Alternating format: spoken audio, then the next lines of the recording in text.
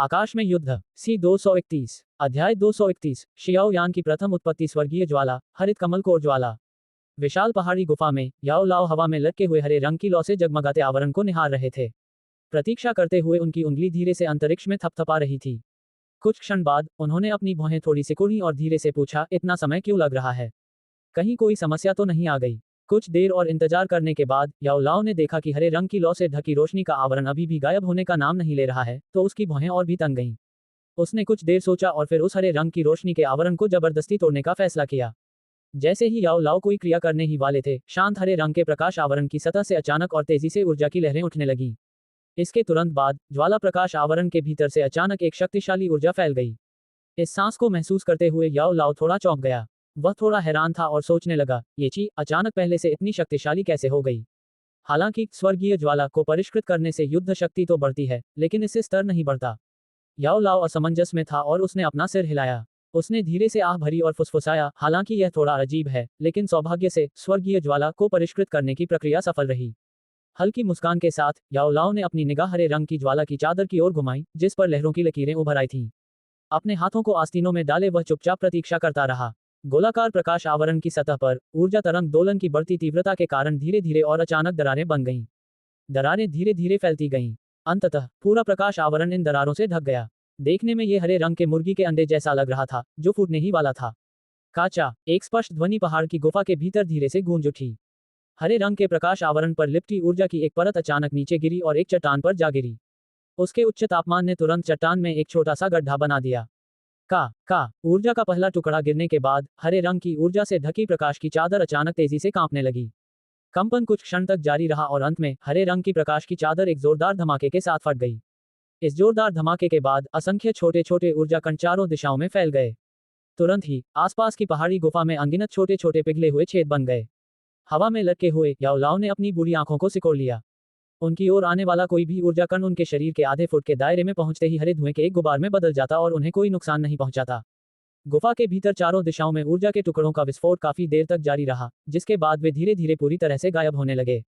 जैसे ही उत्सर्जित ऊर्जा के टुकड़े गायब हुए, जिस स्थान से वे टुकड़े निकले थे, वहां से धीरे धीरे एक हल्की हरी चमक उठी। एक पूर्ण हरे रंग का कमल आसन धीरे धीरे ऊपर उठा और अंत में रुक गया, ठीक उसी स्थान पर जहां याओ लाओ स्थित थे। हरे रंग के कमल के आसन पर पूरी तरह नग्न युवक पालथी मारकर बैठा था। उसकी तनी हुई भौहें हल्की सी हिलीं। कुछ क्षण बाद उसने धीरे धीरे अपनी आंखें खोलीं। शियाओ यान की स्याही जैसी काली आंखें हल्की हरी लौ से घिरी हुई थीं। कुछ देर बाद लौ अचानक तेज हो गई और उसकी पूरी आंखों को ढक लिया। पल भर में शियाओ यान की आंखें हरे रंग की हो गईं, जिनमें एक हल्की सी दानव जैसी आभा झलक रही थी। शियाओ यान की आंखों में हरी लौ बहुत देर तक नहीं टिकी और धीरे धीरे मंद पड़ गई। जब हरी लौ पूरी तरह गायब हो गई, तो उसकी आंखें फिर से अपने गहरे रंग में लौट आईं। हालांकि उसकी आंखें पहले की तुलना में कहीं अधिक स्पष्ट दिखाई दे रही थीं। स्पष्ट रूप से शाओ यान की आंखों को ग्रीन लोड स्कोर फ्लेम से तपने का एक गुप्त लाभ प्राप्त हुआ था। आंखें खोलने के बाद शियाओ यान ने अपनी गर्दन को थोड़ा सा खींचा। हड्डियों के आपस में रगड़ने से तुरंत एक बेहद मधुर चटकने की आवाज आई।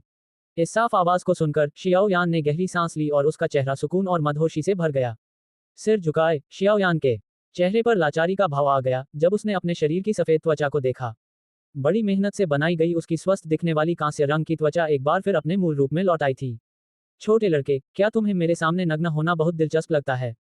अपने पूरे शरीर में हो रहे बदलावों को बार बार महसूस कर रहे शियाओ यान को देखते हुए याओ लाओ ने अपनी आंखें घुमाई और चिढ़ाते हुए हंस दिया। ओह, याओ लाओ द्वारा याद दिलाए जाने पर शियाओ यान ने जल्दी से अपना होश संभाला। उसने अपने पूरी तरह नग्न शरीर को देखा और शर्मिंदगी से मुस्कुराया, फिर जल्दी से स्टोरेज रिंग से कपड़ों का एक सेट निकाला और उसे पहनने के लिए दौड़ा। ऐसा लगता है तुम पहले से कहीं ज्यादा ताकतवर हो गए हो। ऐसा लगता है जैसे तुम्हारा पुनर्जन्म हुआ हो। शियाओ यान के चारों ओर 2 बार चक्कर लगाने के बाद याओ लाओ ने देखा कि शियाओ यान के शरीर पर कोई निशान नहीं थे और उसने आश्चर्य से कहा, क्या तुम अपनी सभी चोटों से उबर चुके हो? हाँ। शियाओ यान ने अपने कपड़े ठीक से पहने और हरे कमल के आसन पर खड़ा हो गया। उसने अपने हाथों को कसकर पकड़ा और कुछ मुक्के मारे, जिनके साथ जोरदार हवा भी चल रही थी। मुस्कुराते हुए उसने जवाब दिया, मुझे एक अविश्वसनीय रूप से अच्छा एहसास हो रहा है, जो मैंने पहले कभी महसूस नहीं किया। अपनी सारी ऊर्जा को मुक्त करने के लिए अपना पूरा प्रयास करो। मुझे ये जानने दो कि तुम अब तक कितने सितारों तक पहुंच चुके हो। याओ लाओ ने अपने विचार व्यक्त किए। शाओ यान ने सिर हिलाया। उसने अपने शरीर को तनाव दिया और कुछ ही क्षणों में उसके शरीर से पहले से कई गुना अधिक शक्तिशाली ऊर्जा का प्रवाह अचानक उमड़ पड़ा। क्या? शियाओ यान द्वारा उत्सर्जित ची को महसूस करते हुए याओ लाओ ने अपनी आंखें सिकुड़कर हैरानी से अपनी भौहें ऊपर उठाईं। उन्होंने आश्चर्यचकित स्वर में कहा, अजीब। तुम्हारी इस ची को महसूस करके ऐसा लगता है कि तुम्हारे शरीर की शक्ति कम से कम 4 सितारा डोशी के स्तर तक पहुंच चुकी है। तुमने क्या किया? 4 सितारा डोशी। याओ लाओ की बात सुनकर शियाओ यान भी अचंभित रह गया। उसके चेहरे पर तुरंत खुशी की लहर दौड़ गई। स्वर्गीय ज्वाला को परिष्कृत करने से इतना लाभ मिलना वाकई अप्रत्याशित था। उसकी प्रशिक्षण गति को देखते हुए 2 सितारा डोशी से 4 सितारा डोशी तक पहुंचने में कम से कम 3 से 4 महीने लगने चाहिए थे। लेकिन अब इस ग्रीन लोड स्कोर फ्लेम ने उसे यह अतिरिक्त आश्चर्य दिया था। शाओ यान ने अपने हाथों को आपस में रगड़ा और हंसने के लिए अपना मुंह खोला। इसके बाद उसने अपनी अचेतन अवस्था और ग्रीन लोड स्कोर फ्लेम की कुछ क्रियाओं के बारे में विस्तार से बताया। अरे बाप रे, तो ये बात थी। कितना खुशनसीब है यार। शियाओ यान की बात सुनकर याओ लाओ का चेहरा एकदम अचंभित रह गया। काफी देर बाद उसने अपनी जीभ चटकाई और हैरानी भरी आवाज निकाली। इस तरह का सौभाग्य तो वाकई बहुत कम देखने को मिलता था। ग्रीन लोड स्कोर फ्लेम से शरीर को मिले सभी अच्छे प्रभावों को भूलकर भी उस मूर्ख व्यक्ति का स्वीकृति आत्मा के पास दौड़कर जाना और वहीं मंडराते रहना ही याओ लाओ को शियाओ यान के सौभाग्य पर आह भरने पर मजबूर कर दिया। यह अंतिम चरण मूल रूप से शोधन प्रक्रिया का सबसे महत्वपूर्ण और कठिन हिस्सा था, लेकिन वास्तव में यह शाओ यान के लिए जरा भी खतरा पैदा किए बिना पूरा हो गया। उसने बस अपने दिमाग का इस्तेमाल करते हुए लौ पर जोर से प्रहार किया। इसके परिणामस्वरूप उसे सिर में तेज दर्द तो हुआ, लेकिन उसे कोई और कीमत नहीं चुकानी पड़ी। उसे मिले लाभ और चुकाई गई कीमत के बीच इस तरह की असमान तुलना को देखकर याओ लाओ असमंजस में पड़ गया कि उसे हंसना चाहिए या रोना चाहिए। उस समय रंजित कर देने वाली ज्वाला का पीछा करते हुए स्वीकृति की भावना तक पहुंचने के लिए उसने एक अकल्पनीय भारी कीमत चुकाई थी। अंत में थोड़ी सी किस्मत का साथ न होता तो शायद वह इस अंतिम चरण में स्वर्गीय ज्वाला द्वारा राख में परिवर्तित हो जाता। क्या स्वर्गीय ज्वाला के शोधन के कारण मेरा स्तर स्वतः ही नहीं बढ़ जाता? याओ लाओ के लगभग अविश्वास भरे आश्चर्य को देखकर जियाओ यान ने अपना सिर खुजाते हुए स्तब्ध स्वर में पूछा। सपने देखते रहो। याओ लाओ ने शियाओ यान को तिरस्कार भरी नजर से देखा। जब उसने शियाओ यान के भोले भाले चेहरे को देखा तो वह केवल एक गहरी आह भर सका और खुद को याद दिलाया कि अगर लोग एक दूसरे से तुलना करेंगे तो वे क्रोध और ईर्ष्या से मर जाएंगे। याओ लाओ ने अपने होंठ सिकोड़ते हुए कहा, स्वर्गीय ज्वाला को परिष्कृत करने से मिलने वाले लाभ दीर्घकालिक और अप्रत्यक्ष होते हैं। भविष्य में जैसे जैसे इस पर आपका नियंत्रण बढ़ता जाएगा, मिलने वाले लाभ भी बढ़ते जाएंगे।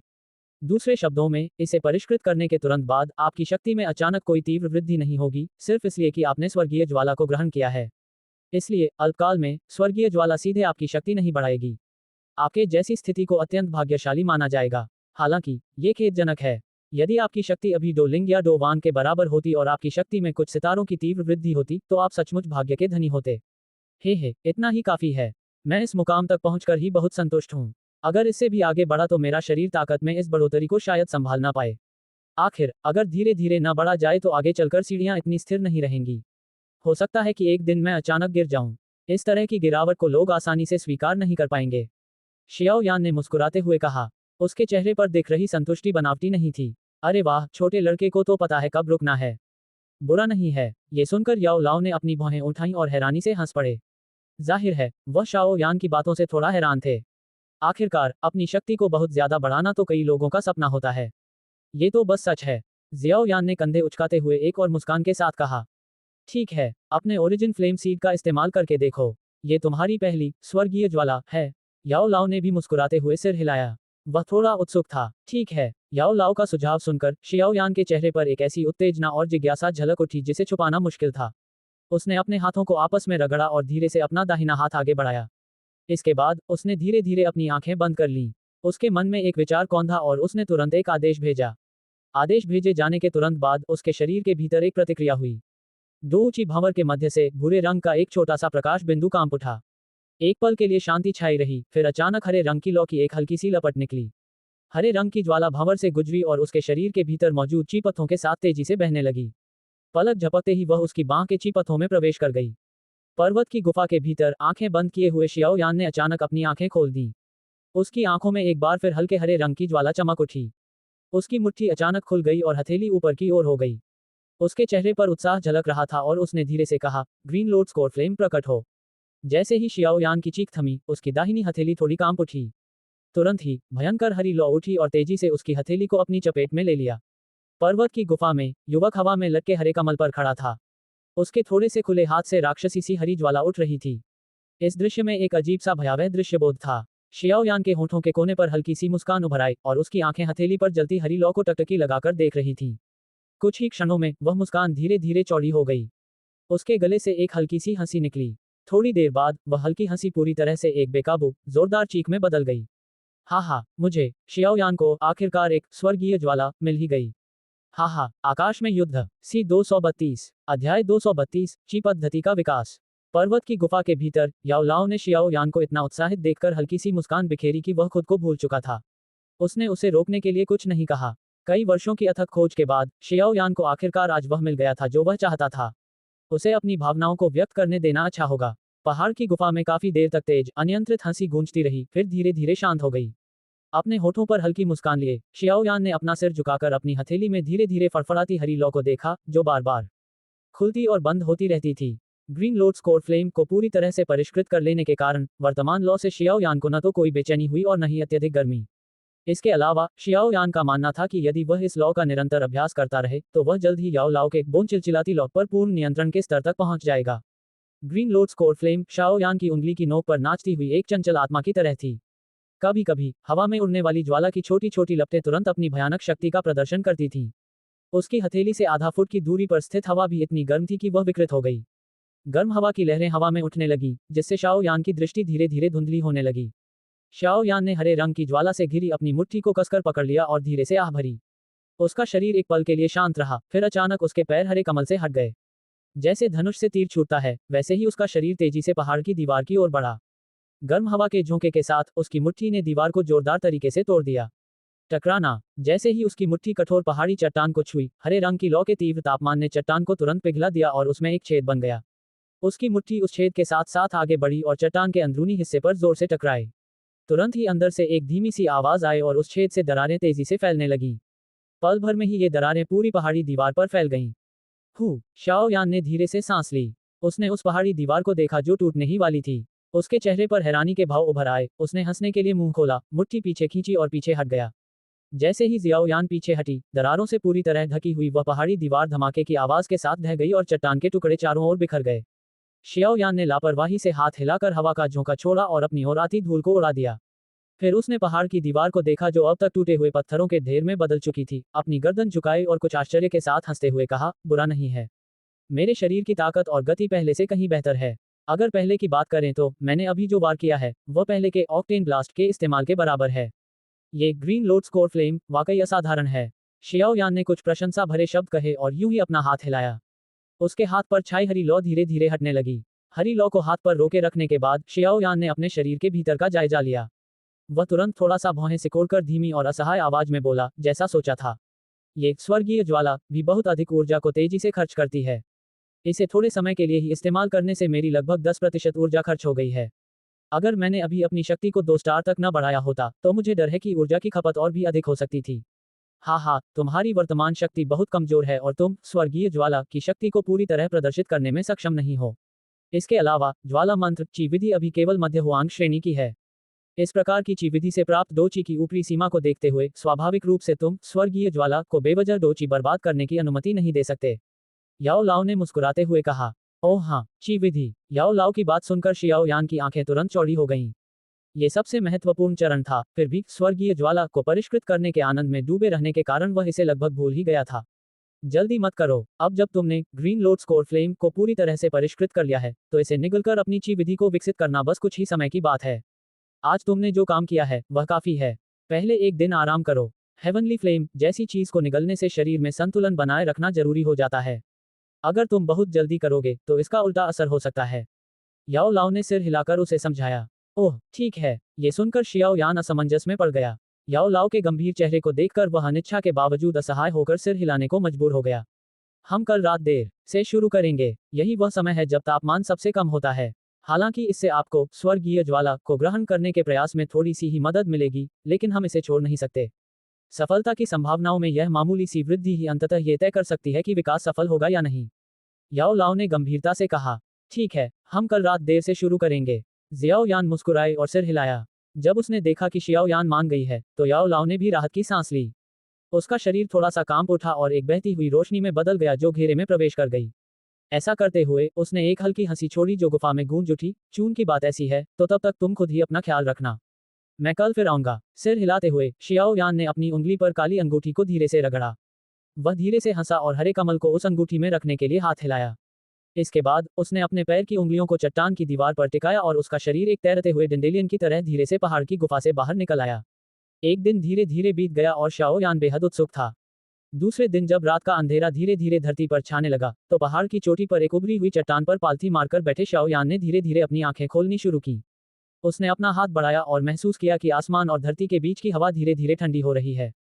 तुरंत ही उसके चेहरे पर संतुष्टि भरी मुस्कान आ गई। खड़े होकर जियाओ यान ने अपना सिर उठाकर अंधेरे आकाश की ओर देखा। शायद तूफान आने वाला था, लेकिन एक तीव्र शक्ति जमीन और आकाश के बीच की दूरी को घेरे हुए थी। मौसम का जायजा लेने के बाद जियाओ यान ने चट्टान पर पैर रखकर तेजी से नीचे स्थित एक पहाड़ी गुफा की ओर छलांग लगाई। वह गुफा के बीच में पहुंचा और धीरे से पैर मोड़कर बैठ गया। बाहर के मौसम को भांपते हुए याओ लाओ एक बार फिर रिंग के अंदर से बाहर आ गए। उन्होंने अपना हाथ बढ़ाया और कुछ काल्पनिक प्रयास किए। उन्होंने जल्दी से सिर हिलाया और धीरे से कहा, बुरा नहीं है।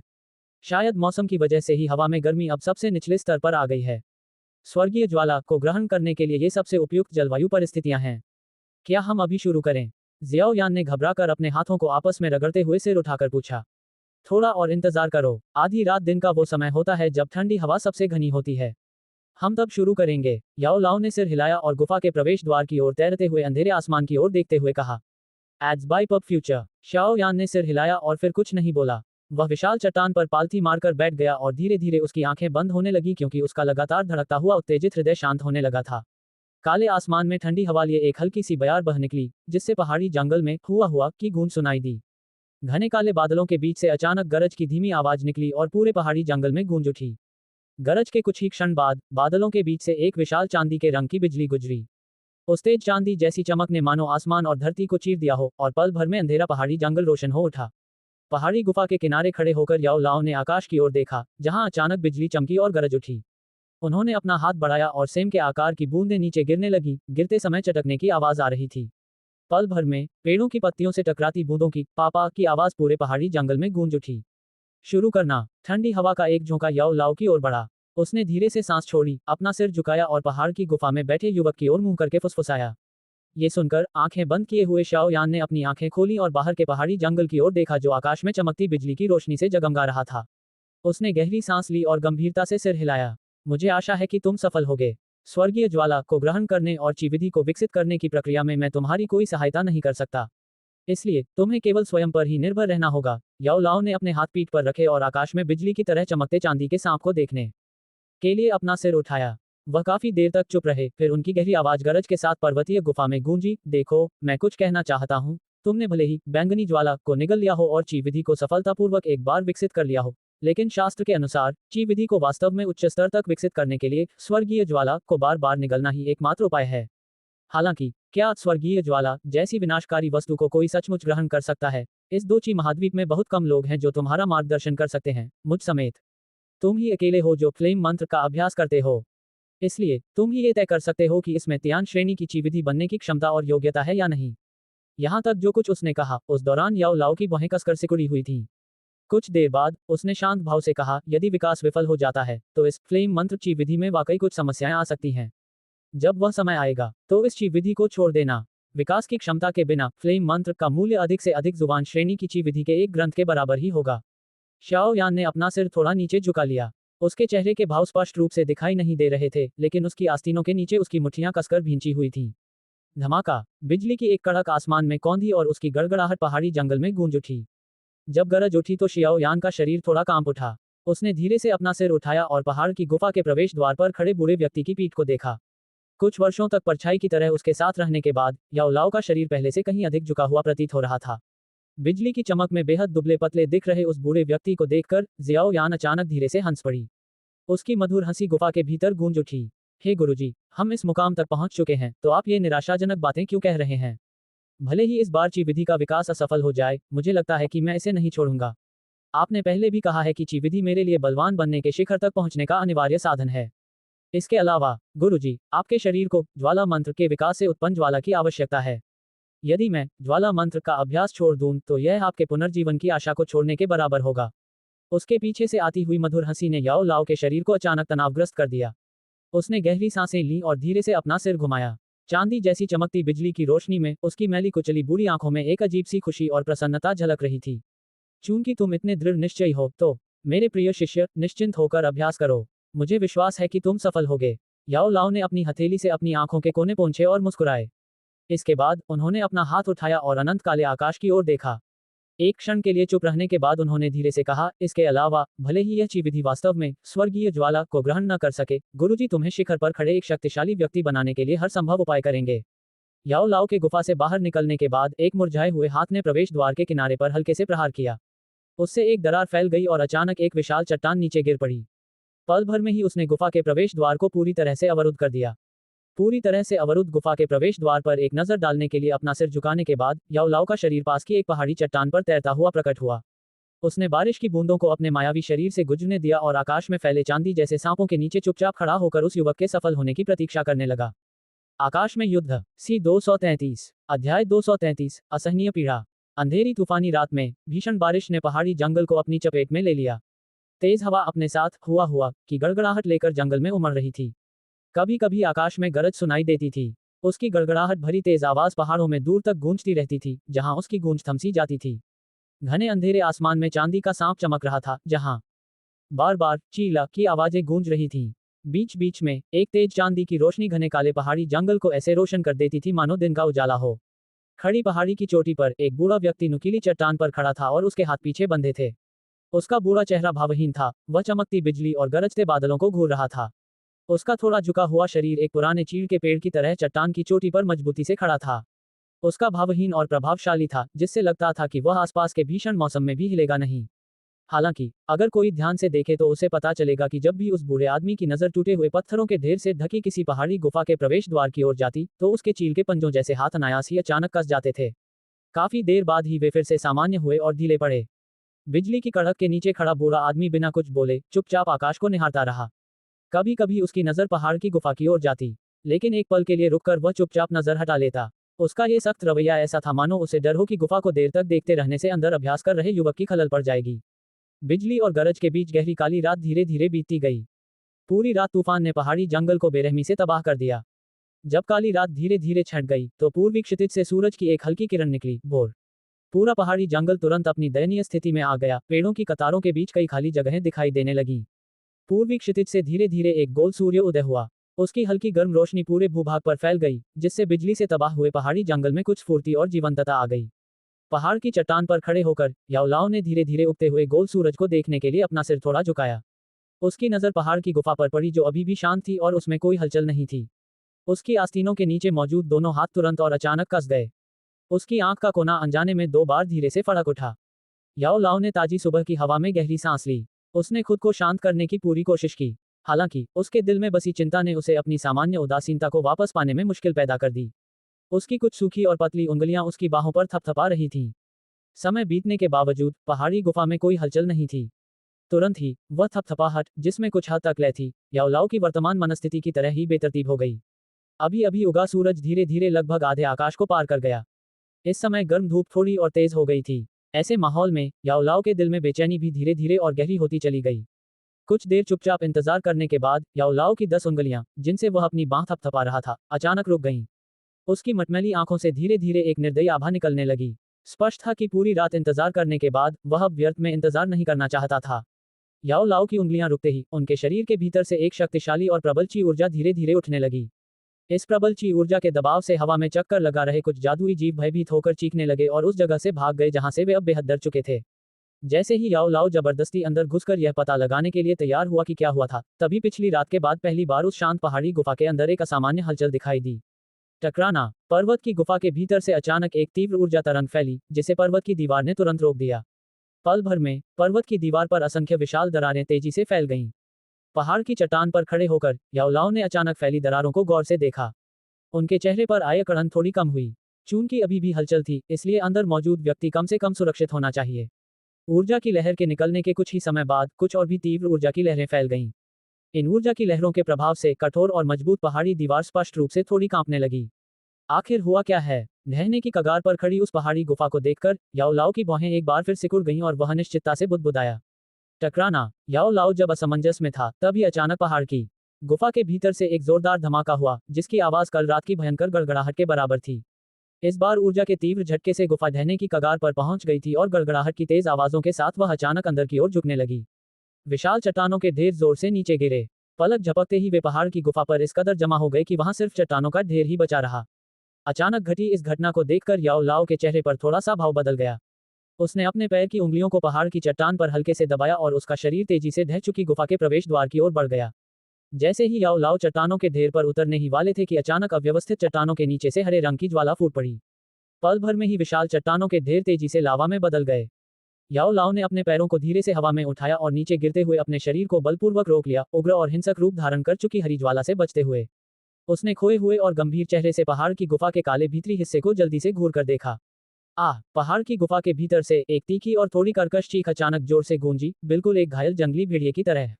इस गर्जना के साथ ही गुफा के भीतर से हरे रंग की एक और भी भयानक ज्वाला निकली। इस प्रचंड हरी ज्वाला के सामने आने वाली हर वस्तु जलकर राख हो गई। सच में कुछ गड़बड़ हो गई है। दर्द से भरी चीख सुनकर याओ लाओ का चेहरा एकदम से बिगड़ गया।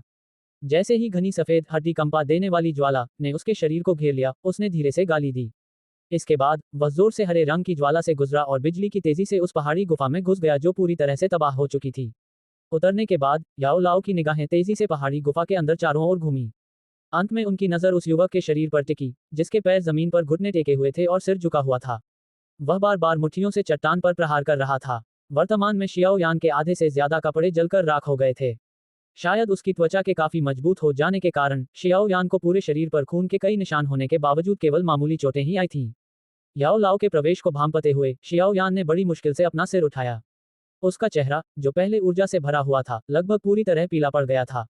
उसका विकृत चेहरा बेहद भयानक लग रहा था। उसके मुंह के कोने पर खून का एक धब्बा साफ दिखाई दे रहा था। उसके कसे हुए दांतों के बीच से ताजा खून की बूंदें रिस रही थीं। उसके नीचे की कठोर चट्टान पर उसके मुखों के प्रहार से मकड़ी के जाले जैसी दरारें पड़ गई थीं। याओ लाओ की निगाहें झट से शियाओ यान के चेहरे पर पड़ी, जो असहनीय दर्द के कारण सिकुड़ा हुआ था। याओ लाओ के चेहरे की सूखी त्वचा थोड़ी फड़क उठी। ये कल्पना करना मुश्किल था कि शियाओ यान किस तरह के भयानक और तीव्र दर्द से गुजर रहा था, जिसने असाधारण आत्मसंयम और सहनशक्ति वाले शियाओ यान को इस हालत में पहुंचा दिया था। इस घिनौनी चीज को छोड़ दो। शियाओ यान का चेहरा लगातार पीला पड़ते देख याओ लाओ का दिल कांप उठा और वह जल्दी से चिल्लाया। उसे उम्मीद नहीं थी कि ज्वाला मंत्र का उपयोग करके स्वर्गीय ज्वाला को पचाने से इस तरह की पीड़ा होगी जो किसी को पागल कर सकती है। नहीं, कोई बात नहीं, मैं अब भी इसे सह सकता हूँ। शियाओ यान की आंखें गुस्से से चमक रही थीं और उसने अपने दांत भींच लिए थे। उसके दांतों के बीच से अस्पष्ट शब्द निकले। उसकी मुट्ठी ने एक बार फिर चट्टान पर जोरदार प्रहार किया। तुरंत ही विशाल चट्टान धमाके के साथ टूट गई। शियाओ यान की खून से सनी मुट्ठी कांप रही थी। उसकी हथेली एक चट्टान के किनारे पर कसकर टिकी हुई थी। चट्टान के थोड़े नुकीले किनारे ने शियाओ यान की हथेली में छेद कर दिया। उसके हाथ से ताजा खून बह निकला और चट्टान को चकाचौंध कर देने वाले चमकीले लाल रंग में रंग दिया। मैंने कहा कि बस बहुत हो गया। शियाओ यान की खून से लथपथ हथेली को देखकर याओ लाओ का चेहरा थोड़ा गुस्से से भर गया। वह गुस्से से चिल्लाया और जोर से जमीन पर पैर पटका। पल भर में ही उसका शरीर शियाओ यान की ओर तेजी से बढ़ा। टकराना। जैसे ही याओ लाओ शियाओ यान की ओर दौड़ा, जमीन पर घुटनों के बल बैठे शियाओ यान का शरीर अचानक कांप उठा। उसके शरीर के भीतर से हरे रंग की ज्वाला निकली और चारों दिशाओं में फैल गई। इसके बाद वह ज्वाला याओ लाओ की ओर सर्पिलाकार रूप में बढ़ी और अपनी विशाल संख्या का उपयोग करते हुए याओ लाओ को रोक दिया। जब हरी ज्वाला भड़की तो ऐसा लगा मानो वो लपटें शियाओ यान के रोम रोम से निकल रही हों। मांसपेशियों, हड्डियों और कोशिकाओं के जलने से हुए असहनीय दर्द के कारण शियाओ यान ने अपना सिर पकड़कर बगल की चट्टान पर जोर से पटका। सौभाग्य से उस हरी ज्वाला ने असहनीय दर्द के बावजूद शियाओ यान के शरीर की रक्षा की। अन्यथा सिर पर लगी चोट से शियाओ यान बेहोश होकर मर भी सकता था। शाओ यान के रोमछिद्रों से हरे रंग की लपटें तेजी से निकलने लगीं। अंत में शाओ यान सचमुच एक चलती फिरती आग उगलने वाली मशीन जैसी बन गई। उसे देखकर कोई भी भयभीत हो जाता। ग्रीन लोड स्कोर फ्लेम की ऊर्जा सचमुच बहुत अधिक शक्तिशाली है। केवल शियाओ यान की दोषी शक्ति से वह इसे सफलतापूर्वक सहन नहीं कर सकता। मुझे इसे दबाना ही होगा। धिक्कार है, अब मेरे पास केवल स्वर्गीय ज्वाला ही विकल्प है, लेकिन उसका उपयोग उसे बचाने के लिए करना आग में घी डालने जैसा होगा। याओ लाओ की अनुभवी दृष्टि ने शियाओ यान की स्थिति पर एक नजर डाली और तुरंत समस्या की जड़ को समझ लिया। हालांकि समस्या की जड़ जानने के बावजूद उनके पास इसे हल करने का कोई उपाय नहीं था। इस समय वह केवल चिंता से इधर उधर चक्कर लगा सकते थे। हालांकि जब याओ लाओ कुछ हद तक असहाय महसूस कर रहा था, तभी अचानक पहाड़ की गुफा के भीतर से एक धीमी सी चीख सुनाई दी। चीख थमते ही शाओ यान की आस्तीन से अचानक 7 रंगों वाली एक आकृति प्रकट हुई। उसकी हल्के बैंगनी रंग की आंखें शाओ यान के शरीर पर जल रही हरे रंग की लौ को घूर रही थीं। पल भर में उसकी आंखों में एक अज्ञात सी चमक फैल गई। 7 रंगों वाला आकाश निगलने वाला अजगर तेजी से शियाओ यान के चारों ओर चक्कर लगाने लगा। इसके बाद वह और इंतजार नहीं कर सका और उसने अपना मुंह खोल दिया। एक भयानक चूसने की शक्ति तुरंत अंदर घुस गई। खिंचाव बल के कारण शियाओ यान के शरीर को घेरे हुए हरे रंग की लौ तुरंत और तेजी से 7 रंगों वाले स्वर्ग को निगलने वाले अजगर के पेट में खींच ली गई। जैसे जैसे 7 रंगों वाले स्वर्ग को निगलने वाले अजगर द्वारा हरे रंग की ज्वाला का अधिकाधिक भाग निगला जाता गया, शियाओ यान के शरीर पर मौजूद हरे रंग की ज्वाला भी धीरे धीरे कम होती गई। कुछ समय बाद हरे रंग की ज्वाला की अंतिम लौ भी अंततः उसके शरीर से पूरी तरह से विलीन हो गई। उसके शरीर से हरी लौ की आखिरी लकीर निकलते ही शियाओ यान का शरीर अचानक जोर से कांप उठा। उसका पूरा शरीर तुरंत कमजोरी से गिर पड़ा और वह बर्फीली चट्टान पर जा गिरा। शियाओ यान ने अपना सिर उठाकर ऊपर नीचे चक्कर लगा रहे बेहद उत्साहित छोटे 7 रंग के सांप को देखा। उसके होंठों के कोने पर हल्की सी मुस्कान आ गई और उसकी पलकें थोड़ी सी कांपने लगीं। कुछ देर बाद उसकी निगाहें पूरी तरह से गहरी हो गईं। आकाश में युद्ध सी 234 अध्याय 234 ज्वाला मंत्र का विकास। शाओ यान के अंतरात्मा के अंधकार में क्षेत्र में एक सुस्त मन धीरे धीरे तैर रहा था। इस गहरे काले वातावरण में ऐसा प्रतीत होता था मानो समय का कोई अस्तित्व ही न हो। मन एक बेघर अकेली आत्मा की तरह भटक रहा था जो अत्यंत उदास प्रतीत हो रही थी। एक क्षण में अचानक एक आकर्षक हरी लौ ऊपर की ओर उठी और गहरे काले आकाश में प्रकट हुई। हरी लौ से निकलने वाले प्रकाश ने चारों ओर के घोर अंधकार को दूर कर दिया। लौ थोड़ी सी हिली और क्षण भर में हरे रंग के कमल के आसन में बदल गई। हरे रंग के कमल के आसन के बनने के बाद वह अचानक अंधेरे अंतरिक्ष में तेजी से आगे बढ़ा। पलक झपकते ही वह मंदबुद्धि मन के पास पहुंच गया। एक गर्म चमक फैली और मन को अपने भीतर समा लिया। जब मन पूरी तरह से तल्लीन हो गया तभी हरे रंग का कमल आसन अचानक तीव्र गति से आगे बढ़ने लगा और अंधकार तेजी से छंटने और सिकुड़ने लगा। कुछ देर बाद अंधकार के अंत में एक हल्का सा सफेद प्रकाश प्रकट हुआ। कमल आसन ने सुस्त मन को अपने साथ ले जाकर चेतना के इस असीम विस्तार से बाहर निकल गया। Dot dot dot dot dot dot पर्वतीय जंगल में एक विशाल वृक्ष के नीचे जियाओ यान आंखें कसकर बंद करके वृक्ष के तने से टिक गया। उसका थोड़ा पीला पड़ा चेहरा तेजी से अपनी गुलाबी रंगत वापस पा रहा था। उसके बगल में याओ लाओ, जो ध्यानपूर्वक उसकी देखभाल कर रहा था, ने शियाओ यान में आए बदलाव को देखकर राहत की सांस ली। कुछ क्षण बीतने के बाद जियाओ यान की पलकें थोड़ी सी कांपीं और अंततः उसने धीरे धीरे अपनी आंखें खोलने का प्रयास शुरू किया। तभी आकाश से आती तेज धूप ने एक बार फिर उसकी आंखों को थोड़ा सिकोड़ दिया। क्या तुम जाग गए हो? याओ लाओ की हल्की हंसी उसके कान के पास से सुनाई दी। अपना सिर थोड़ा ऊपर उठाकर बगल में मुस्कुराते हुए याओ लाओ को देखकर शियाओ यान भी मुस्कुराया और सिर हिलाया। उसने धीरे से अपना हाथ अपने चेहरे पर फेरा और कुछ झिझक के साथ पूछा, क्या ची विधि का विकास सफल हुआ है? के खुद ही देख लो। याओ लाओ ने हंसते हुए उसे सीधा जवाब नहीं दिया। शाओ यान ने सिर हिलाया और अपने पैरों को क्रॉस कर लिया, जिनमें अभी भी दर्द हो रहा था। उसने मन को शांत किया और तुरंत अभ्यास की मुद्रा में आ गया। उसका मन धीरे धीरे उसके शरीर में समाहित हो गया। क्षण भर में चीपथों का वह जटिल और भयावह नक्शा एक बार फिर उसके हृदय में उभर आया। शाओ यान का मन तेजी से कुछ चीपथों से गुजरा और वह तुरंत अपने पेट के निचले हिस्से में बने भंवर के शीर्ष पर पहुंच गया। उसका मन उस भंवर के ऊपर से धुंधले ढंग से गुजरा। उसने एक गहरी सांस ली, मानो हवा अस्तित्व में ही न हो। इस क्षण एक उत्तेजित भावना ने उसके पूरे शरीर को जकड़ लिया, जिससे वह कमजोर महसूस कर रहा था। उसके मन की दृष्टि में प्रकट हुआ डोची भंवर पहले से 10 गुना अधिक विशाल था। उसमें प्रवाहित हो रही गहरे हरे रंग की डोची की गुणवत्ता बैंगनी रंग की डोची से कहीं अधिक श्रेष्ठ थी। संभवतः ग्रीन लोड स्कोर फ्लेम के पुनर्तः आत्मसात हो जाने के कारण गहरे हरे रंग की डोची के ऊपर कुछ हरे रंग की ज्वालाएं थीं। इन ज्वालाओं के जुड़ने से हरे रंग की डोची की युद्ध शक्ति और भी अधिक भयावह हो गई थी। डोची महाद्वीप में ची विधि में अंतर कुछ कारकों पर निर्भर करता था। पहला कारक डोची को धारण करने वाले भंवर की समाहित करने की क्षमता थी। मान लीजिए 2 व्यक्ति समान स्तर के हैं। यदि उनमें से एक हुआंग श्रेणी की ची विधि का अभ्यास करता है जबकि दूसरा जुबान श्रेणी की ची विधि का अभ्यास करता है, तो जुबान श्रेणी की ची विधि का अभ्यास करने वाले व्यक्ति की युद्ध सहनशक्ति निश्चित रूप से पहले वाले की तुलना में कहीं अधिक होगी। दूसरा कारक डोची की गुणवत्ता में अंतर था। यह मानते हुए कि दोनों पक्षों का स्तर समान है, यदि जुबान श्रेणी की ची पद्धति का अभ्यास करने वाले को डोची की एक इकाई का उपयोग करना पड़ता है, तो हुआंग श्रेणी की ची पद्धति का अभ्यास करने वाले को पहले वाले के समान परिणाम प्राप्त करने के लिए डोची की 10 गुना या उससे भी अधिक मात्रा का उपयोग करना होगा। तीसरा कारक प्रशिक्षण के दौरान प्राकृतिक ऊर्जा को अवशोषित करने और उसे डोची में परिवर्तित करने की प्रभावशीलता थी। ये पिछले बिंदु के समान था। यदि 2 व्यक्ति हवा में समान मात्रा में डोची ऊर्जा अवशोषित करना चाहते हैं, तो जुबान श्रेणी की ची विधि का अभ्यास करने वाले को केवल 10 मिनट लग सकते हैं, जबकि हुआंग श्रेणी की ची विधि का अभ्यास करने वाले को 100 मिनट लग सकते हैं। चौथा कारक ये था कि युद्ध में हुआंग श्रेणी की ची पद्धति का अभ्यास करने वाला व्यक्ति कभी भी जुबान श्रेणी की ची पद्धति का अभ्यास करने वाले व्यक्ति की तरह तेजी से या सुचारू रूप से डोची को संचालित करने में सक्षम नहीं होगा। ऊपर दिए गए विभिन्न कारणों का सारांश प्रस्तुत करने से यह स्पष्ट हो जाता है कि क्यों डोची महाद्वीप पर असंख्य लोग एक अच्छी ची विधि को अन्य सभी चीजों से अधिक महत्वपूर्ण मानते हैं। अभ्यास की जाने वाली ची विधि जितनी उच्च श्रेणी की होगी, उससे मिलने वाले लाभ उतने ही अधिक होंगे। इसलिए उन उच्च श्रेणी की ची विधियों को प्राप्त करने के लिए असंख्य शक्तिशाली लोग लगातार आते रहे। कभी कभी वे स्पष्ट रूप से जानते थे कि वे आग में कूदने वाले पतंगों के समान हैं, फिर भी वे ज्वाला में भस्म होने के लिए तैयार थे। शाओ यान उस विशाल भंवर को देखकर स्तब्ध रह गया, जो एक छोटी झील जितना बड़ा था। काफी देर बाद वह धीरे धीरे होश में आने लगा। उसका मन शांत हुआ और भंवर के भीतर से हरे रंग की ऊर्जा की एक धारा तुरंत प्रवाहित होने लगी। फिर वह ऊर्जा पथों के साथ तेजी से बहने लगी। ऊर्जा के प्रवाह के आरंभ होते ही शाओ यान स्पष्ट रूप से महसूस कर सका कि उसके शरीर में एक प्रबल शक्ति उत्पन्न हो रही है, जो उसने पहले कभी प्राप्त नहीं की थी।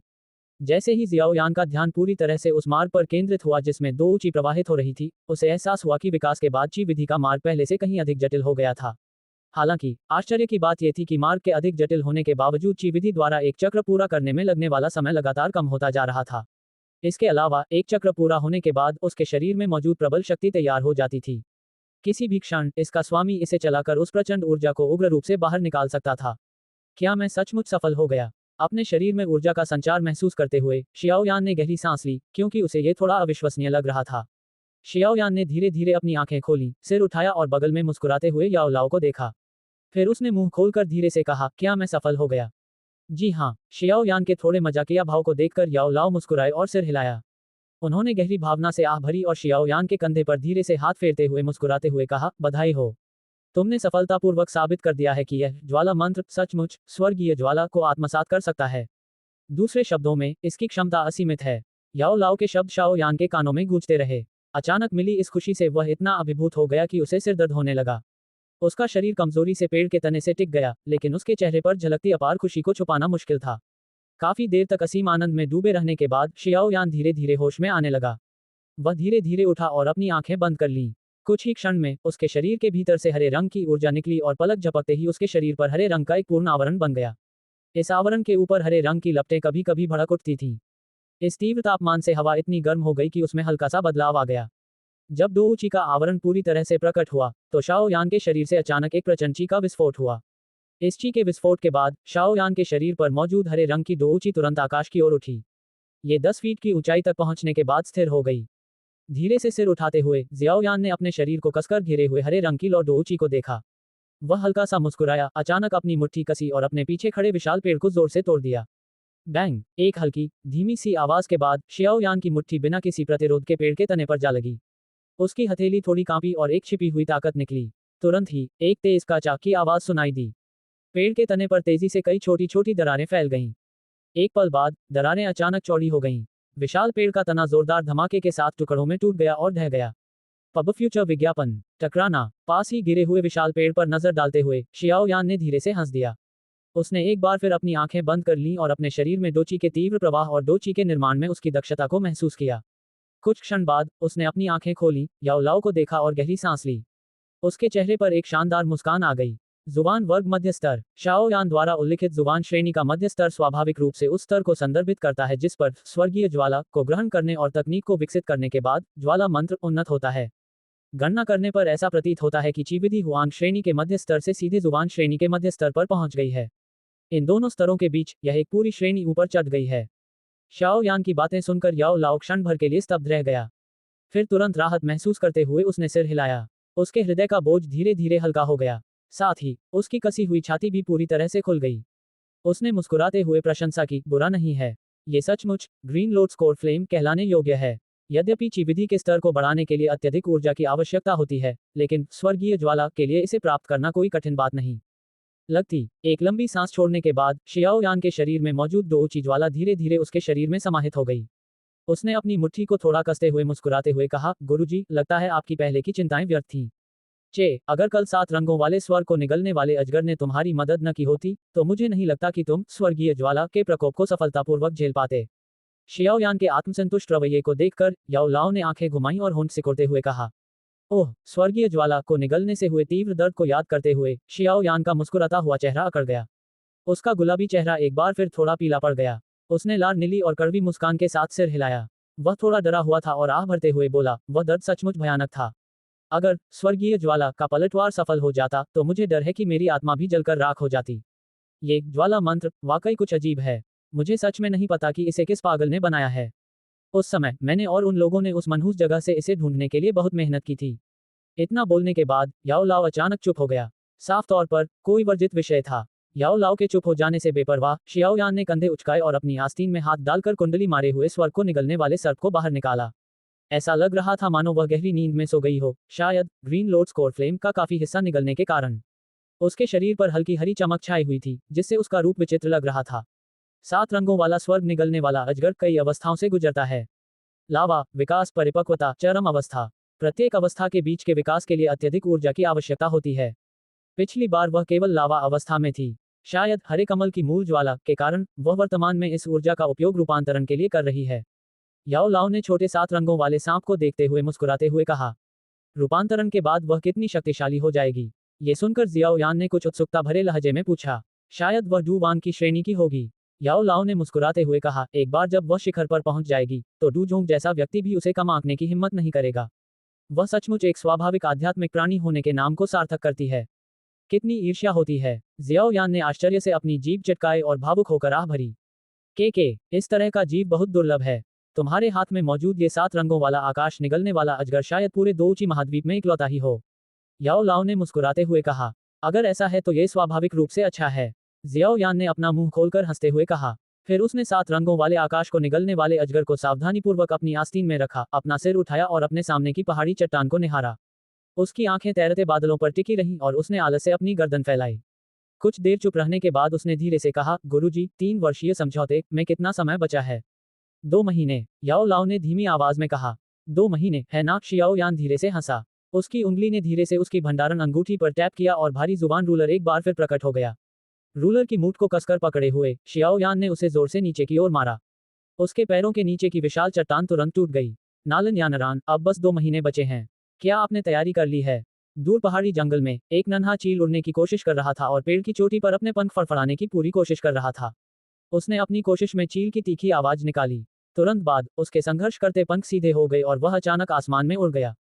आकाश में युद्ध। सी 235। अध्याय 235। हिम सम्राट से पुनः मुलाकात। रेगिस्तान और मैदान के मिलन बिंदु पर रेगिस्तान में कहीं कहीं हरे रंग के कुछ पत्ते बिखरे हुए थे। पत्तों के ये टुकड़े भले ही बहुत कम थे, लेकिन रेगिस्तान की नीरस सुनहरी पीली रेत की तुलना में ये आंखों को कहीं अधिक सुकून देते थे। चूंकि यह स्थान रेगिस्तान के किनारे के करीब था, इसलिए कभी कभी लोगों को आते जाते देखा जा सकता था। साथ ही रेगिस्तान में जादुई जानवरों का शिकार करने के बाद लौटे भाड़े के सैनिकों के छोटे छोटे समूह भी दिखाई देते थे। रेगिस्तान और जमीन के चौराहे पर काले कपड़े पहने एक व्यक्ति एक समान गति से चल रहा था। वह अपनी पीठ पर अपने बराबर ऊंचाई का एक काला पैमाना लिए हुए था। व्यक्ति और पैमाने का ये कुछ अजीबोगरीब संयोजन राहगीरों को आश्चर्यचकित कर रहा था। हालांकि काले कपड़े पहने उस युवक ने अपने चारों ओर से आ रही आश्चर्यचकित निगाहों को अनसुना कर दिया। उसके कदम धीरे धीरे पक्की सड़क पर पड़ते गए।